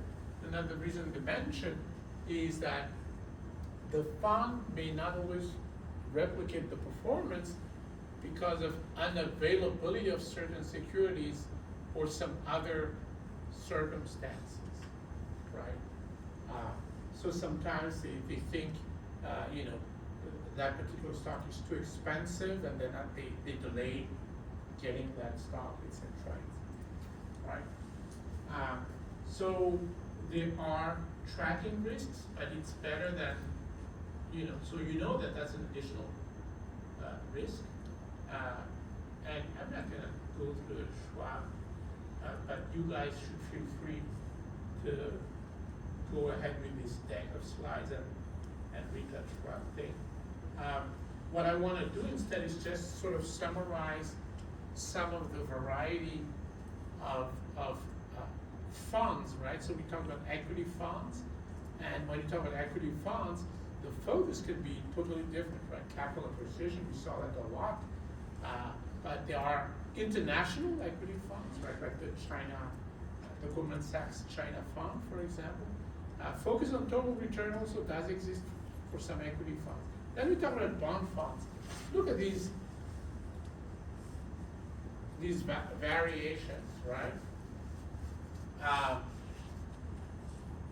By the way, just looking at the names, which one of these kind of funds, bond funds, is the riskiest?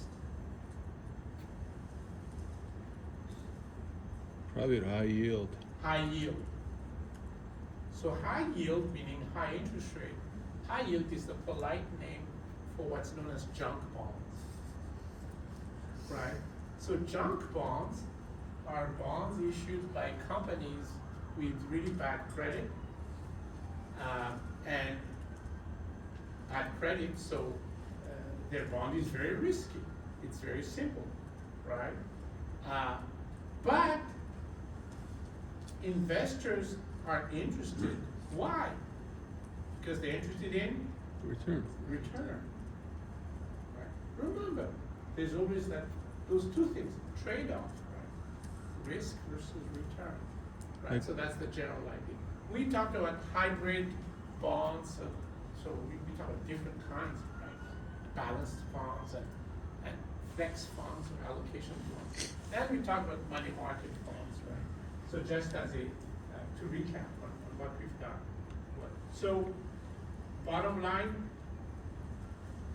no excuses for not diversifying.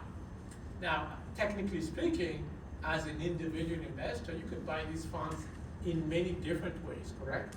So number one, you know, you could just buy the fund by going on their website, simply, right? Direct marketed funds.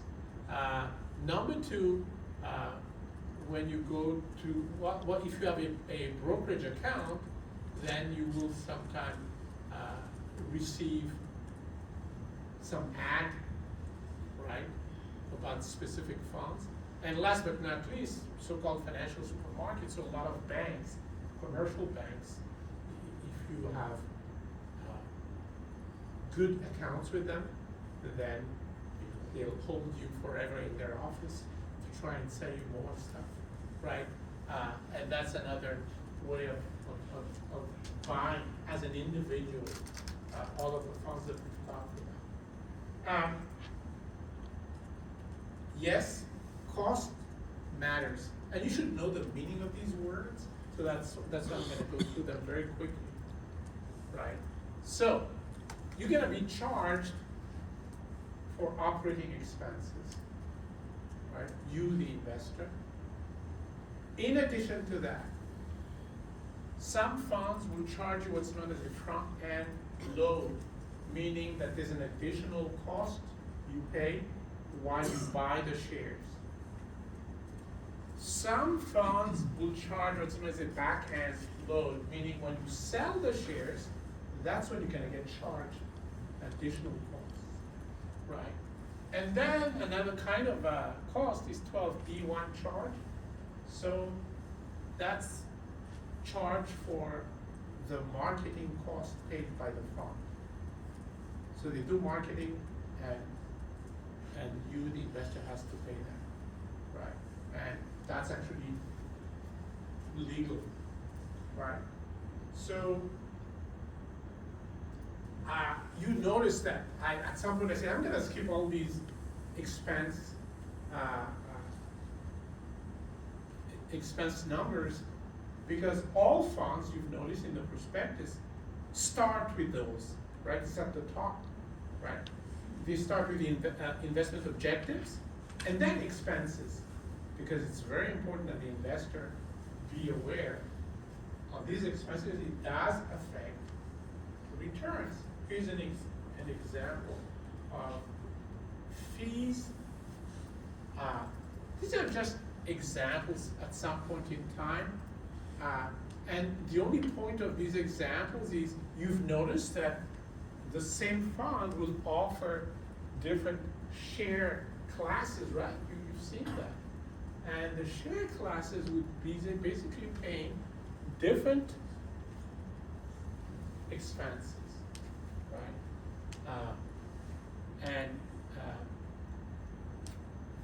Even though the strategy is the same, et cetera, et cetera. So it's something you need to be aware of, right? So when you compute return, right? So again, when you say funds, we're really talking about open-ended funds, correct? Can anyone remind us the difference between open-ended funds and closed-ended funds? Closed-end fund is a fixed number of shares. Open-ended funds, as people buy into the fund, they have to buy more shares. Yeah. So open-ended funds are funds that sell the shares directly to you. So these shares are new when they sell it to you. And when you sell back the shares, you sell it to the fund. And so all of a sudden there's less outstanding shares, right? Closed-ended funds, you have no contact with the fund. You buy from another seller in the market and you sell to another buyer in the market, right? Just like when you buy IBM shares, you have no contact with IBM, right? You buy in the market and you sell it in the market. So these are closed-ended funds. These are more and more rare.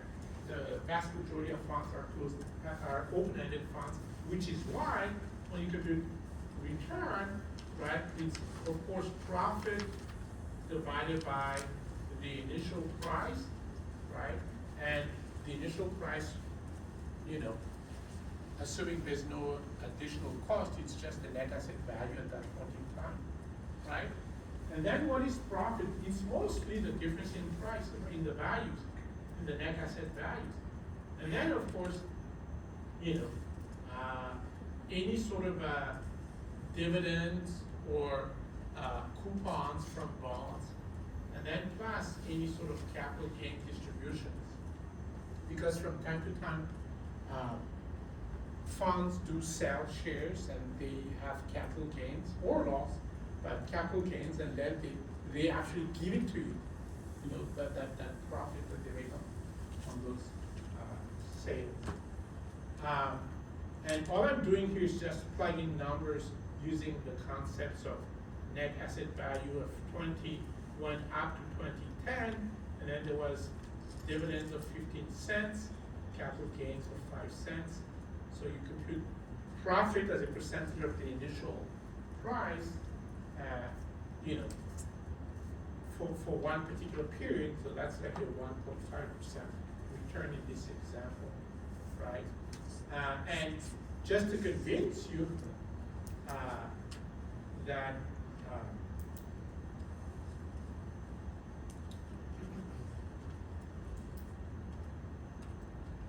how expenses are structured and how high they are does have an impact, right, on your ultimate total return or dollar returns, right? So we start with almost the same amount of money in all three cases, right? But the expense ratio here is 0.5%.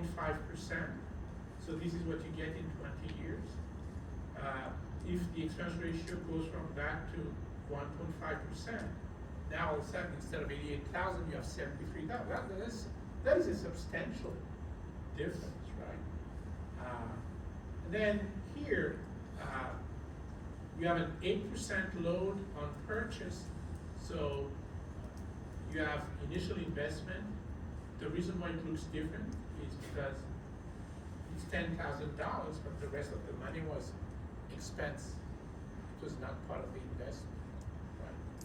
So at the end, and this is 1% expense ratio, and you end up with $74,000. So the lesson here is, even though we'd like to abstract from these difficulties, actually you should pay a lot of attention on these sort of costs, because it does affect your return very significantly, right? Taxes, the only thing that it's a lot of words, but all that I mean by this is that you pay the taxes, right? It's not the fund that will pay your taxes, right? So you're gonna pay taxes on any gain that you make. And unfortunately, if the fund is very active, so it's selling a lot, right? A lot of turnover, then there's gonna be a lot of maybe capital gains, which sounds good, but there's a lot of taxes on that, right? So,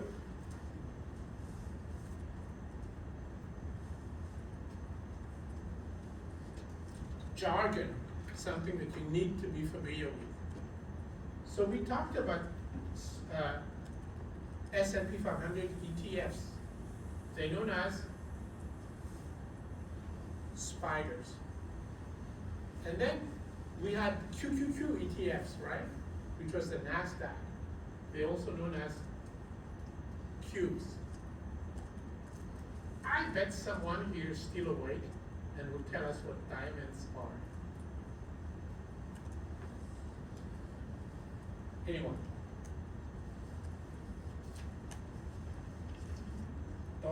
Don't make me regret my bet. Right? So spiders are S&P 500 indexes or ETFs. Cubes are QQQ or NASDAQ ETFs. What's the only other major US index that we have? Dow Jones. Dow Jones. Right? So Dow Jones ETFs are diamonds. Right? So, and what's so great about ETFs? Well, you know what's so great about ETFs. You know, they trade like stocks, like you just buy in the market and you sell in the market, right? You can do anything you want with them, just like regular stocks. You can sell them short, you can buy them on margin, etc., etc., right? So that's what's great about it. It's, you know, I've mentioned this, let me mention this again. For an individual investor, if they're not day trading, they just want to invest in the stock market, right? All they have to do is buy shares of, let's say, S&P 500 ETF. That's it. You've invested in the stock market. You don't need to buy shares of the 500 companies, right? So, Yeah. so previously you almost tried to answer a different question. So why is the S&P 500 more popular? And other thing is like, going back to my previous question. So, that yeah. So the 500 is more popular because it's more representative of the US economy in the following sense. If you look at the Dow Jones, it includes too few companies, right? If you look at, let's say, the Wilshire 2500, it includes too many small companies. You guys see that? And so the S&P 500 is the sweet nice spot. middle ground, right? That's the idea. And then you had another question. Yeah, and then so let's say among the S&P 500, there's a SPY, there's a VGO. VGO has a lower actually management fee, so you would pick yourself a VGO over the SPY, or you would still pick the SPY. If it's, let's say, VGO has a lower. So it's not just management fee though. You have to look at the whole thing, right? So for example, what is their strategy in terms of actually tracking? No, I mean both of them track the S&P. No, I know, but what is their strategy of doing so, right? So for example, I told you guys, some of these funds, including ETF funds, are synthetic funds, right? They use derivatives, not actual stocks, right? So you have to look at the whole thing, not just that one aspect. Does that make sense? Right?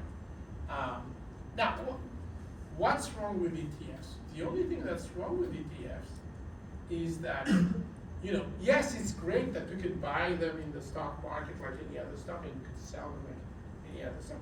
But that means one thing as well. The prices could be different from the net asset value. Do we understand this? Right? The only way you get the net asset value is if you buy from a fund, but that's not an ETF. That has to be an open-ended fund, correct? And the only way you sell at the net asset value is if you sell to the fund, open-ended fund. ETFs are not open-ended, they trade on exchanges. Questions about that? Right.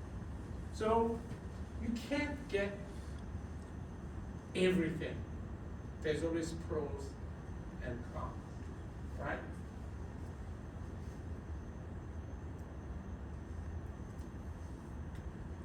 Okay, hold that. Just making sure we're on the same page. So this was like, what was that? 5 years ago or something like that. And even back then, open-ended mutual funds, this was it. Right? So I was not being abstract when I said most funds are open-ended. I mean, there's data.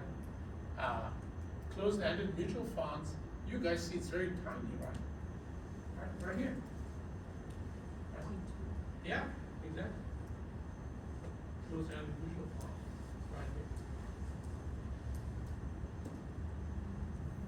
So this is why when people say mutual funds, they mean open-ended, period. Right? You don't have to wonder what are they talking about. No, they do mean open-ended mutual funds.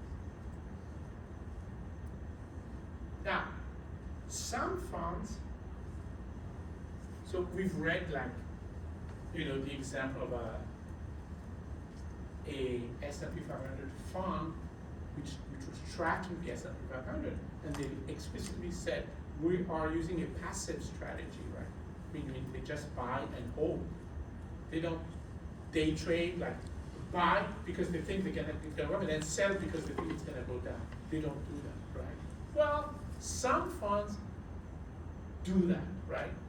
They try to quote unquote beat the market, right? So they use active management, right? They buy a lot and they sell a lot just based on their expectations of where prices will go. Does that actually work? So to make a very long story short, the answer is no. And here's why. It actually works as in the funds do get a higher return than if they're not actively managed. But once you remove the cost, then it's the same as the other funds. So in a way, it's fair because the managers are working hard to make money, and then they take it for themselves. That's what's happening, right? They get the full fruits of their labor. That's it, right? Here, oh yeah, blue. Anything that's blue is just the equity, domestic equity funds, and the red is the index Wilshire 5000, which is the broadest index. And you'll see that they're somewhat equal, but the point is that, a lot of times the red, the Wilshire index does better than the equity funds. So just one question please. But there is a saying like 95% of the hedge funds are not overperforming or underperforming the S&P 500. So like how does it come into this? hedge funds, so hedge funds are not here for sure, right? So hedge funds are not here. Hedge fund performance, as you know, we always have to take it with a grain of salt because it's very secretive, correct? Right? They don't have to publish anything. They do have to publish their holdings when they're big enough ones. So you know the holdings, but you don't know their performance because they don't have to report to you. They report to their customers. So you have to take it with a grain of salt. But and when we look at surviving hedge funds, that's the key. Okay? Whatever we observe is biased already, right? Because funds that did not do well are gone. Does that make sense? Right. So the ones that you see surviving are doing very, very well. Right. So typical means average rate of return per year is something like 33%. Right. Whether there's a catastrophe or not. Yeah, that's the point. They can do that because number one, they can use a lot, they do use a lot of leverage. And they use a lot of derivatives, which you guys may or may not know, includes a lot of leverage already, right? So what they do is they try not to take a lot of risk, right? They try to be neutral, right? But ultimately, there is a lot of risk, right? There's still a lot of risk there, right? Regardless of what they do. But they do a lot of things. That's also the other thing. You guys have noticed that we looked at one hedge fund that, they use a lot of strategies, right? It's a portfolio of strategies, right? That's how they deal with risk, right? But each individual strategy can be a very, very sophisticated and very profitable strategy. All right, we already talked about this. What you find in the prospectus. Information on mutual fund. Well, it's all over the place. I mean, this is just a small list of where you can find additional information on mutual fund. And so, as far as funds are concerned, that is what I have for you. Well, actually, I have one more thing, which is this question. It's a quiz. You know how it goes? You ask your neighbor what the correct answer is. Ask more than once so that you're hedging. And then you're gonna go on, Ask KCT, and at some point you find it there. Let me make it visible to you.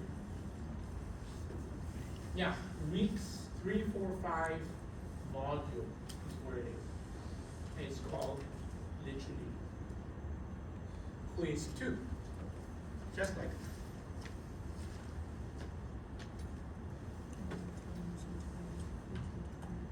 And in theory,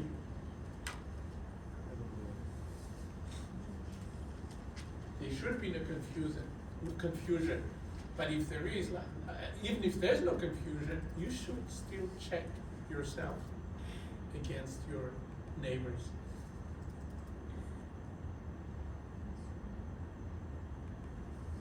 And don't be shy. What matters is you get the right result, right? So you gotta make sure.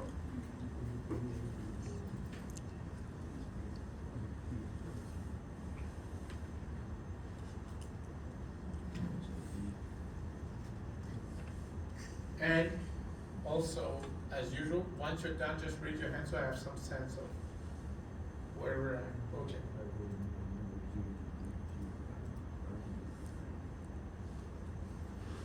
So weeks 3, 4, 5 module is called quiz 2.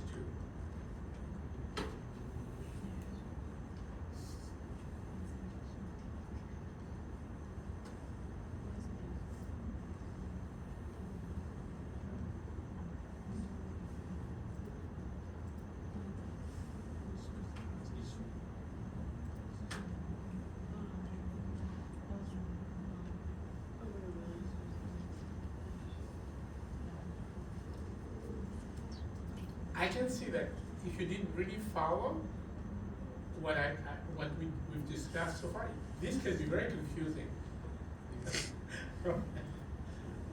Because they all sound good.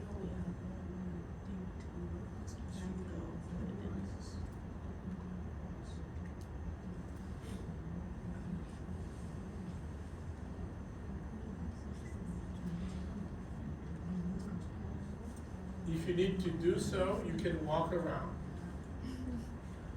and poll your colleagues. What do you think?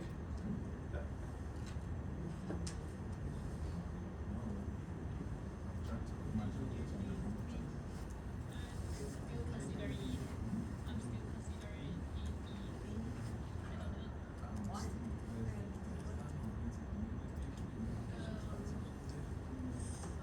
Specific situation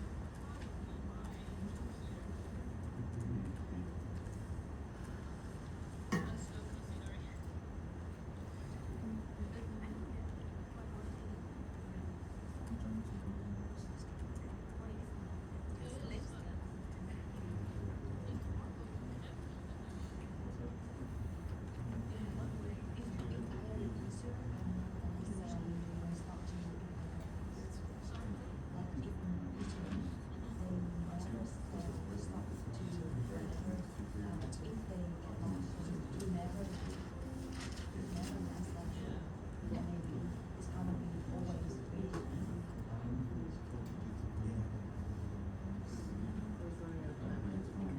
I'm still thinking if there's like something like special issue.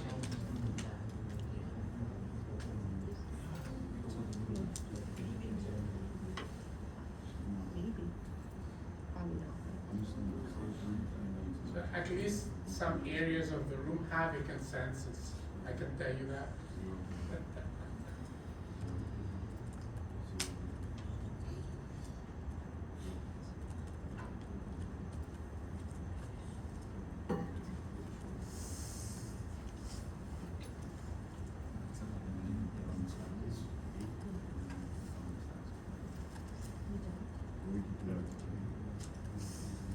All right, so just by a show of hands, who's done with this so far? Okay, so pretty much everyone. Right. So the key is, of course, that you know, we're talking about funds, basically open-ended funds. And we're talking about offering prices, you know, the price that you actually pay. Right? The point is you buying from the mutual fund directly, correct? That was the whole idea. Right? So normally you should pay NAV. You should pay net asset value. Unfortunately, I did mention to you that, you know, some do charge what's known as front-ended loads, right? So they charge you an additional cost, right? And so you do end up paying more. Actually, I think we had it. Didn't we have it in America example of Yeah. that? $20 2010 one. Somewhere, right? Yeah, like over here, somewhere. Oh, right there. You guys see that? You see fund C? 8% load, right? So, you know, so bottom line is that when you look at the choices, we know then that we can pay greater than what the net asset value is. So these are correct answers. Now, having said that, you should know why the other stuff is not correct, right? Can you ever pay less than the net asset value when you buy from an open fund? No. Unless you're related and they give you a Christmas gift or something. That's a different story. These are possible if we were talking about closed-ended funds, right? Then, when there's a lot of demand and people are ready to pay more than the net asset value, and when there's not a whole lot of interest, then, you know, the price is gonna be less than the net asset value, right? But that's true because we're talking about closed-ended funds there. And this is as random a statement as one can be. You know, this does make it less than or greater than with no apparent pattern. Yes, there are patterns. Right? It's finance, so there are patterns. Right? Any additional questions on these fonts that we've been talking about? So I'm hoping you learn something additional that will help you revise your portfolios, right? Folks, like most of the portfolios are more volatile than the market, right? You wanna take care of that, right? You wanna take care of it. Some of that volatility is just too much. Right? Even though it's a choice, maybe, there's such a thing as too much volatility. And we'll talk about that, right, when the time comes. All right, so,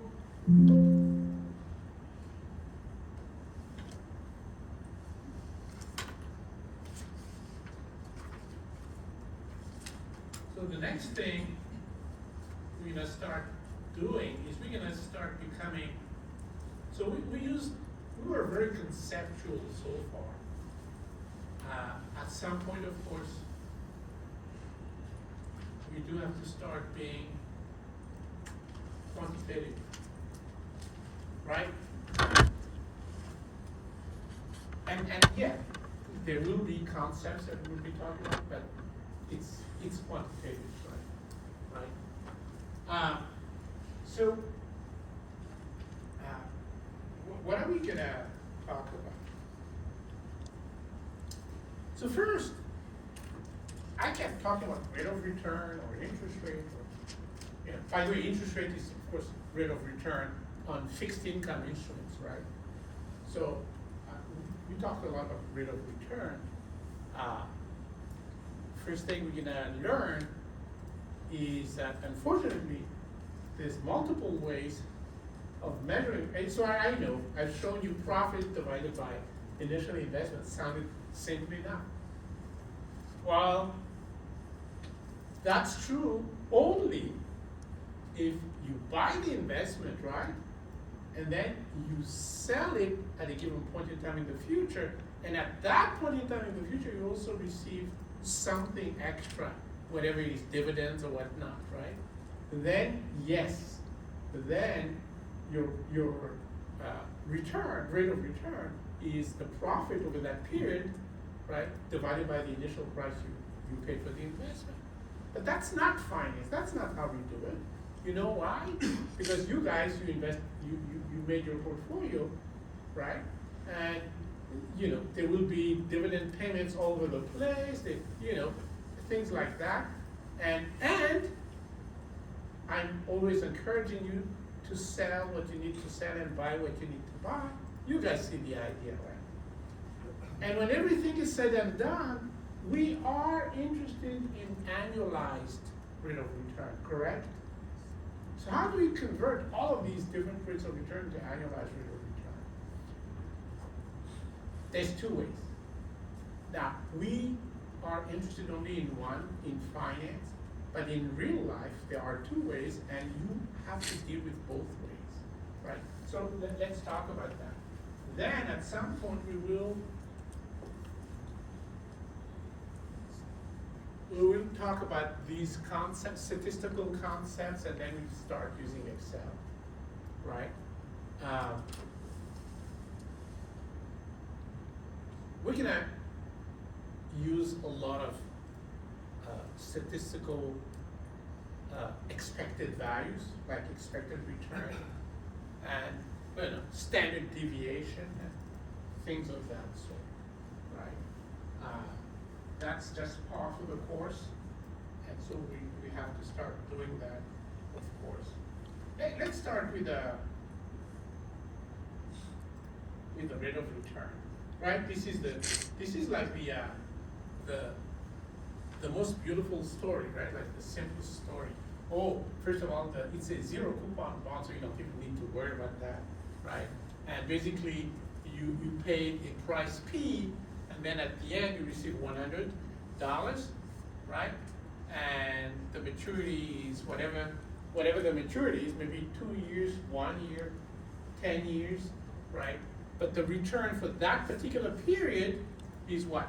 100 minus P, which is profit, and the whole thing divided by P. It's exactly the same thing as what you see there, right? 100, the final price divided by the initial price minus 1. Same thing, right? So that's the rate of return we've been talking about so far, like profit divided by the initial investment. Like I said, the problem is that, for example, this is for 10 years. Is this comparable with a 2-year investment? No. Right? So you have to compare rates of return with the same length, right? And so here, for example, I'm using the same formula, right? But I'm using totally different length of the investments. And you can have like discrepancies like these, right? Like if it's a return for 6 months, it's 2.71%. For 1 year, it's 4.69. For 25 years, it's 329%. Are they comparable? Absolutely not, right? So this is the way we should be measuring return, and this is actually how we do it in finance, right? So let me explain what this is, right? First, a complication. What else is new? There's many names for all of these things. So another name, and of course, you can be confused, and you will be excused for being confused after a while. Another name for this is annual percentage yield, right? But the original name is, or at least the favorite name is effective annual rate. So let's say, I just want to make sure you understand this. Let's say this is 1 year. This is a timeline. This is 1 year, right? And this is the middle of the year, right? And the whole idea is, let's exaggerate a little bit, right? Let's say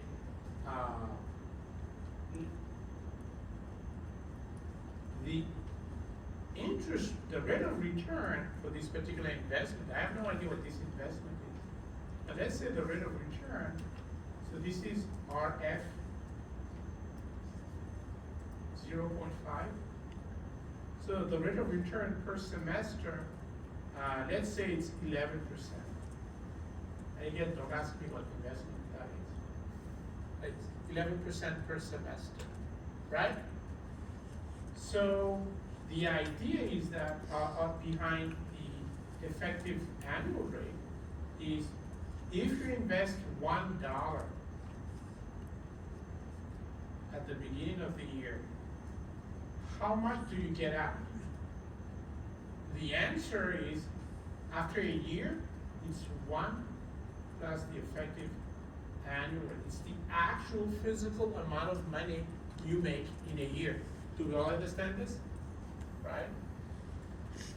So what is the actual amount of money we're making? Well, so in the middle of the year, $1 becomes what? $1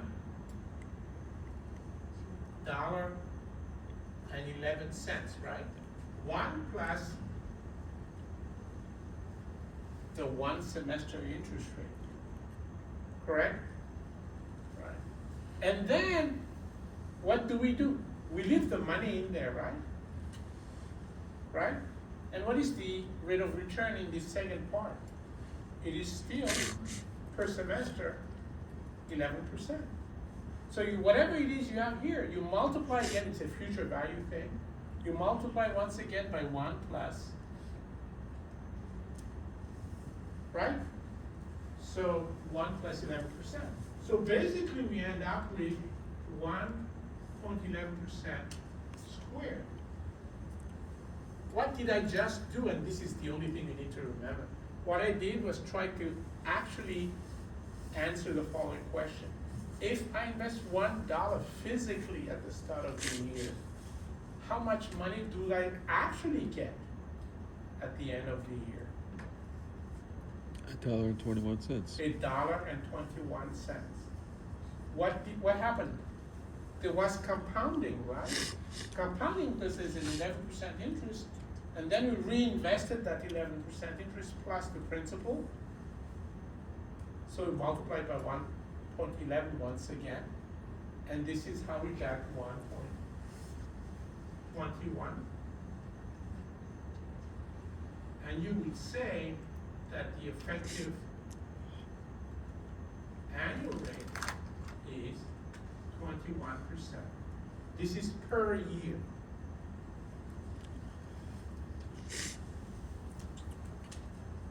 Questions about this?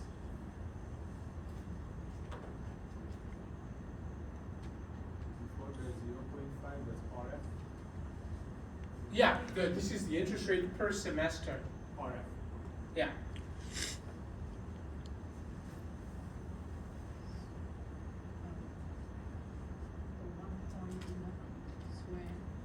Yeah. So yeah, what happens is that $1 becomes $1.11 here, right? And then you compute the future value of $1.11 here, knowing that the rate of return is 11% once again. So you multiply this 1.11 by 1 plus the rate of return, right? Future value, right? And that's why you end up with a squared expression. Yeah? The 0.5 in the bottom, what is that to the left again? So that's just a half a year, Yeah, but right? It's like RF.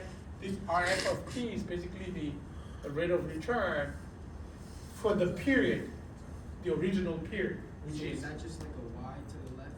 Like, does that say? this one. Yeah. Like No, this is just a notation. I just meant the interest rate, sorry, the rate of return. It doesn't have to be fixed income. So the rate of return for 1 semester, that's the meaning of this, is 11%. That's the original data, right? Great question. Other questions about this? So the reason why I insist that we all understand this as a physical way of measuring the extra money you make is because there is another way, and I will show you the formula. It's not going to speak to you because it's actually simpler than what the formula makes it look like. So we were sophisticated. We knew future value, and we knew that we use compounding, right? But what's the simplest way to do this stuff? Anyone? If you know the rate of return per semester is 11%, right? And you know there's 2 semesters. What is this? The simplest way to come up with the rate of return? Come on. Just add them. Just multiply by 2 or add them, right? So 11% plus, so this is the first period, and then 11% in the second period, so this is 22%. This is what's known as annual percentage rate. Did we take into account compounding? No, we just want it to be simple. So we're not taking into account compounding. Do we understand this? Just take whatever it is originally and just multiply it by whatever the number of periods in a year, right? Yes, yes. Can you confuse it with APY? Yeah. There's only one thing I can tell you, don't. There's nothing else I can tell you, right?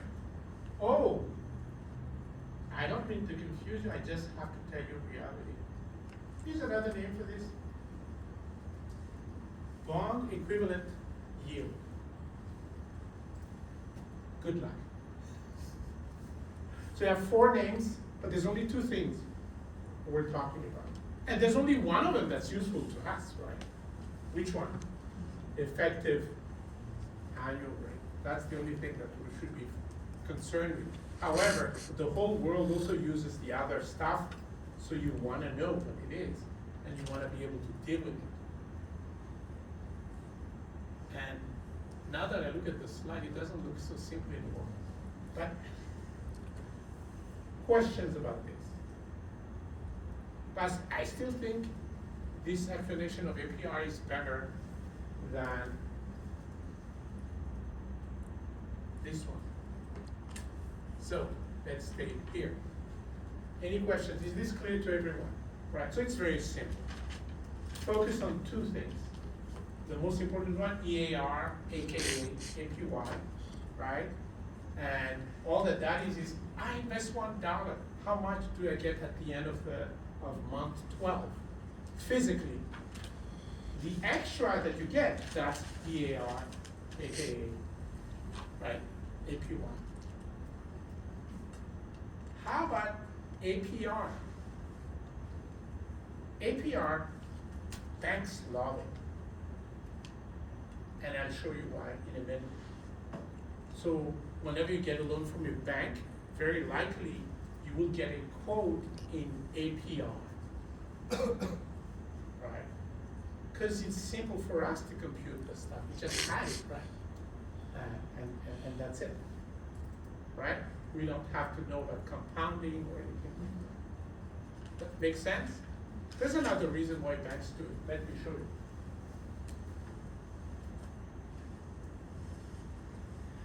So on this slide, what I'm showing is different number of compounding, right? Going from just, no compounding because you only receive money at the end once, to one compounding, 2 compounding, etc. So you have more compounding, and then of course here you have daily compounding. Oh, it's not quite what I want. Daily compounding right here, right? More compounding here. So let's focus on this part of the screen, right? So in this part of the screen, regardless of the compounding, we're focusing on a loan where the effective annual rate, in other words, the actual amount of money, extra amount of money that you pay back to the bank, at the end of the year, is 5.8%, okay? And let's look at what happens depending on the frequency of your payment, right? The frequency of compounding. What happens to the APR that they show you? These APR will give you the same loan interest rate of 5.80%. But because it's APR, it does not take into account compounding, and you guys see what's going on. No compounding, so the more you pay, the less visible the interest you pay is, right? And this is not a mistake. literally, when there's only a one period of interest rate, of course the EAR is the same as the APR, 5.8%. But as soon as there's compounding, then your official APR, your official interest rate looks low. Even though in reality you do pay 5 for every dollar you've borrowed, you're gonna pay 5.80 cents extra at the end of the year. Questions about that? So this is why APR is popular with banks, and I'm saying banks, but you should think any sort of lending institution, right? Not just banks. Lending institution where the instruments have multiple compounding. Will you have to deal with that in practice? Yeah, very likely. So just better be ready for that, right? And of course, so questions about that, right? Yeah. So is there like a set compounding that banks have, or does it No, vary?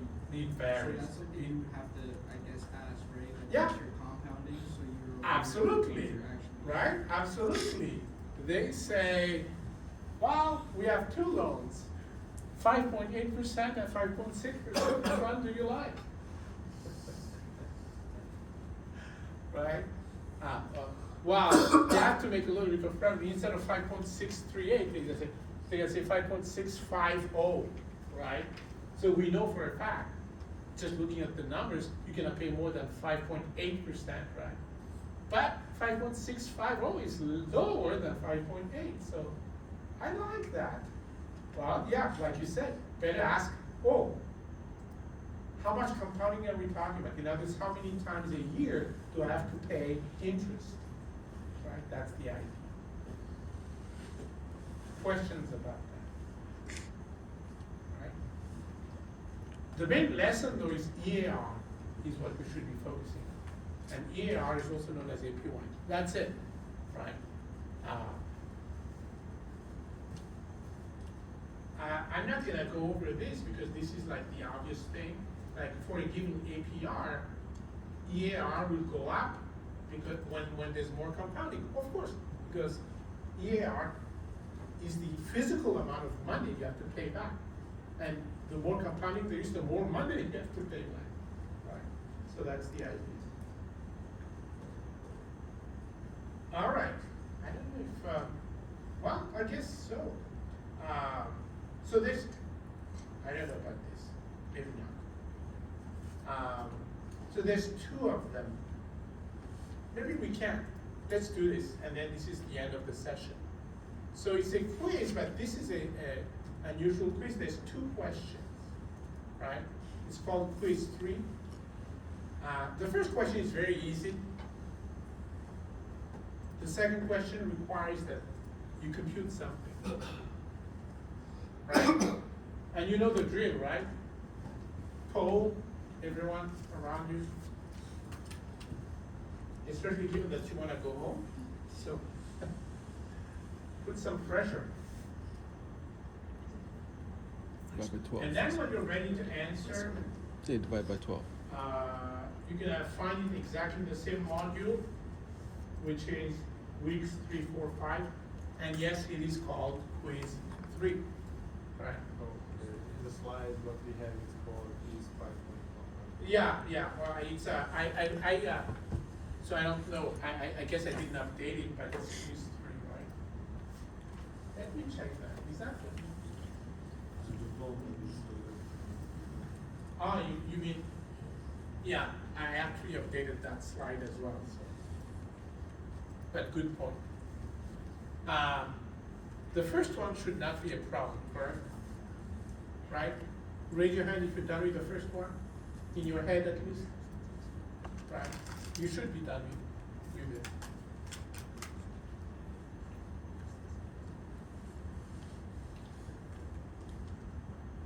It's simple. Does it consider compounding or not? Right? You know the answer to that. But I like how some of the answers are dilly-dally. You know, either simple or compound.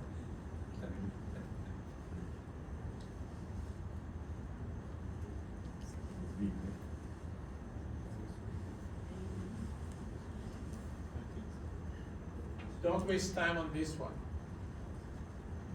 This should be simple, right? Should be easy.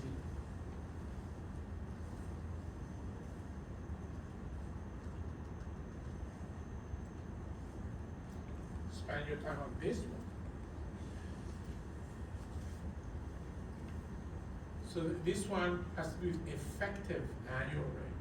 And remember the concept of effective annual rate. If I invested $1, right, at the beginning of the year, how many extra dollars do I get at the end of the year? That's how you answer this.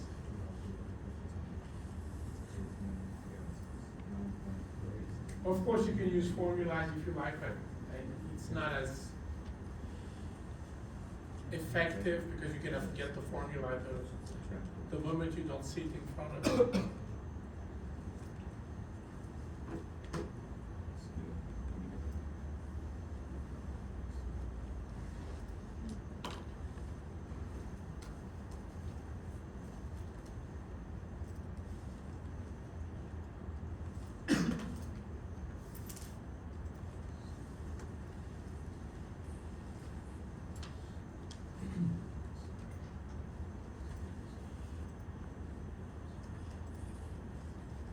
As usual, if you're done, just raise your hand so I have some idea. Yeah, good.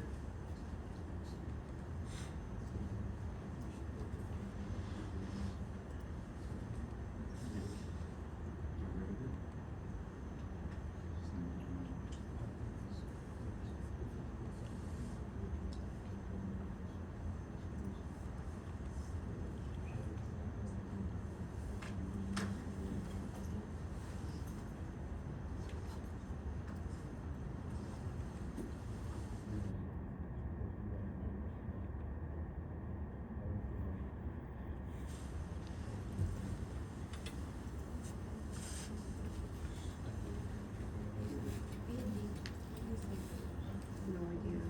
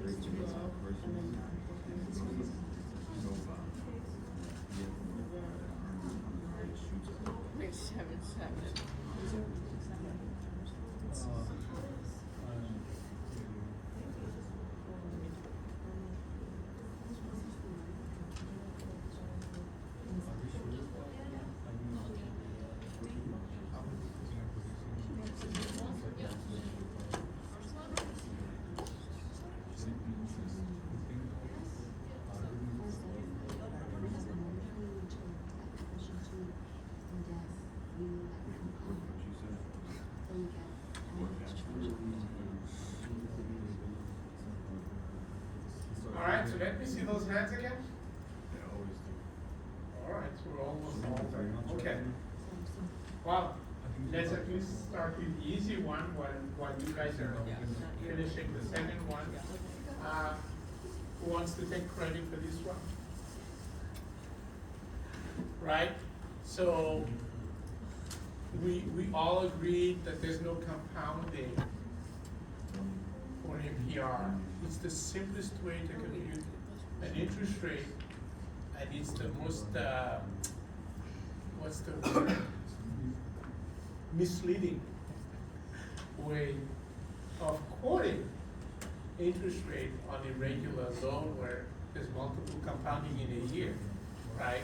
There's no compounding, so C doesn't make any sense. It cannot be simple or compound. It's not the best estimate of expected real cost, and automatically then it's not none of the, it's not none of the options because we haven't talked about A and B. We know it's not B because there's no compounding. Right? So if you just do it by elimination, it's A. But you should not even do it by elimination, just, you know there's no compounding, so it's simple interest, right? How about this one? How did you guys do this? 1.0078 to the 12th power. Yeah. So future value of $1, right? Future value of $1.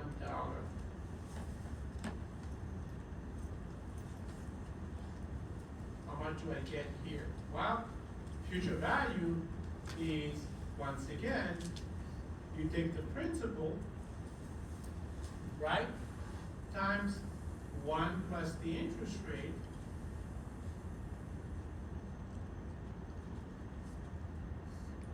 so the power of the number of the period, which is 12. It's just future value. Physically, you're gonna get $1 and 9.77 cents. So the extra dollars you're gonna get is those 9.77 cents physically. That's how you should think of it. It's the actual amount of money that you're actually making, right? By the way, if you computed the APR for this, how would you guys do this? I don't need a final number, but how would you do this? APR. Take the interest rate per period, 0.78%, and then multiply by 12. That's it. Right? How much is that, by the way? 9.36. Huh? 9.36. 9.36. Oh, look at that. APR Damn right. is 9.36%, which is this one, right? Right. And so, of course, a bank would like to quote a 9.36% rather than 9.77. Right. Any questions about this? Yep. Can you go back to the formula of PAR? This one. No, the presentation. Yeah, It's not- sure.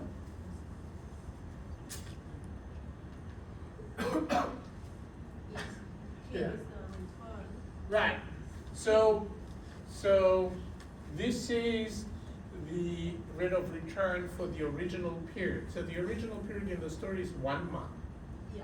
The monthly interest rate is, I forget what it was, 0.78. 0.78%. So 1 plus 0.78%. Yeah. And then, But- right, Yeah. this is for 1 month, which is 1/12 for 1 year. So, I see why you're confused, but, hold on, let me try something here. There you go. So, this is 0.78%, correct? Right? And T is 1 month out of 12, because T is a fraction of a year.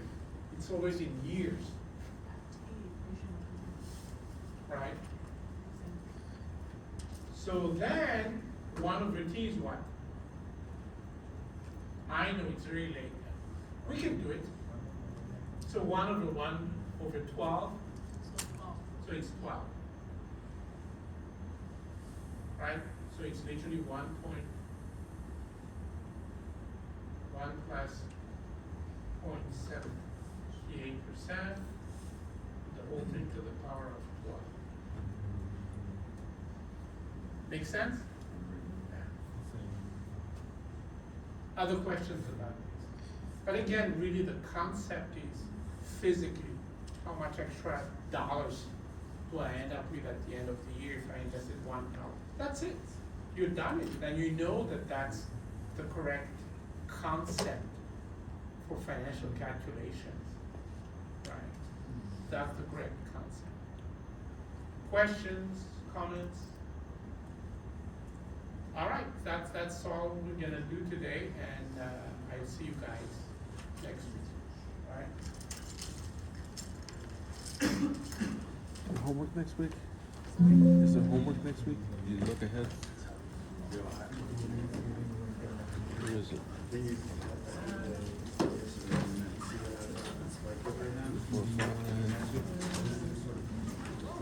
No, not yet anyway.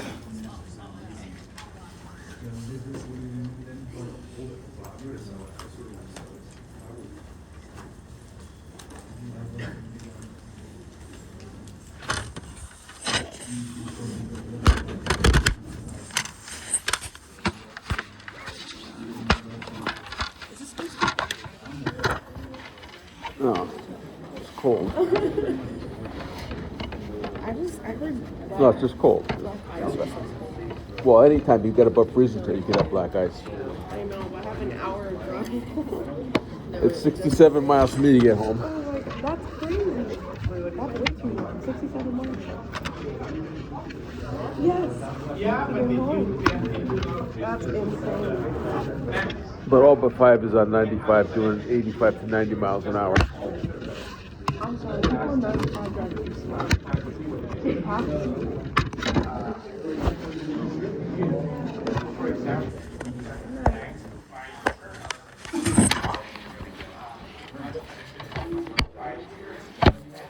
Jesus Christ.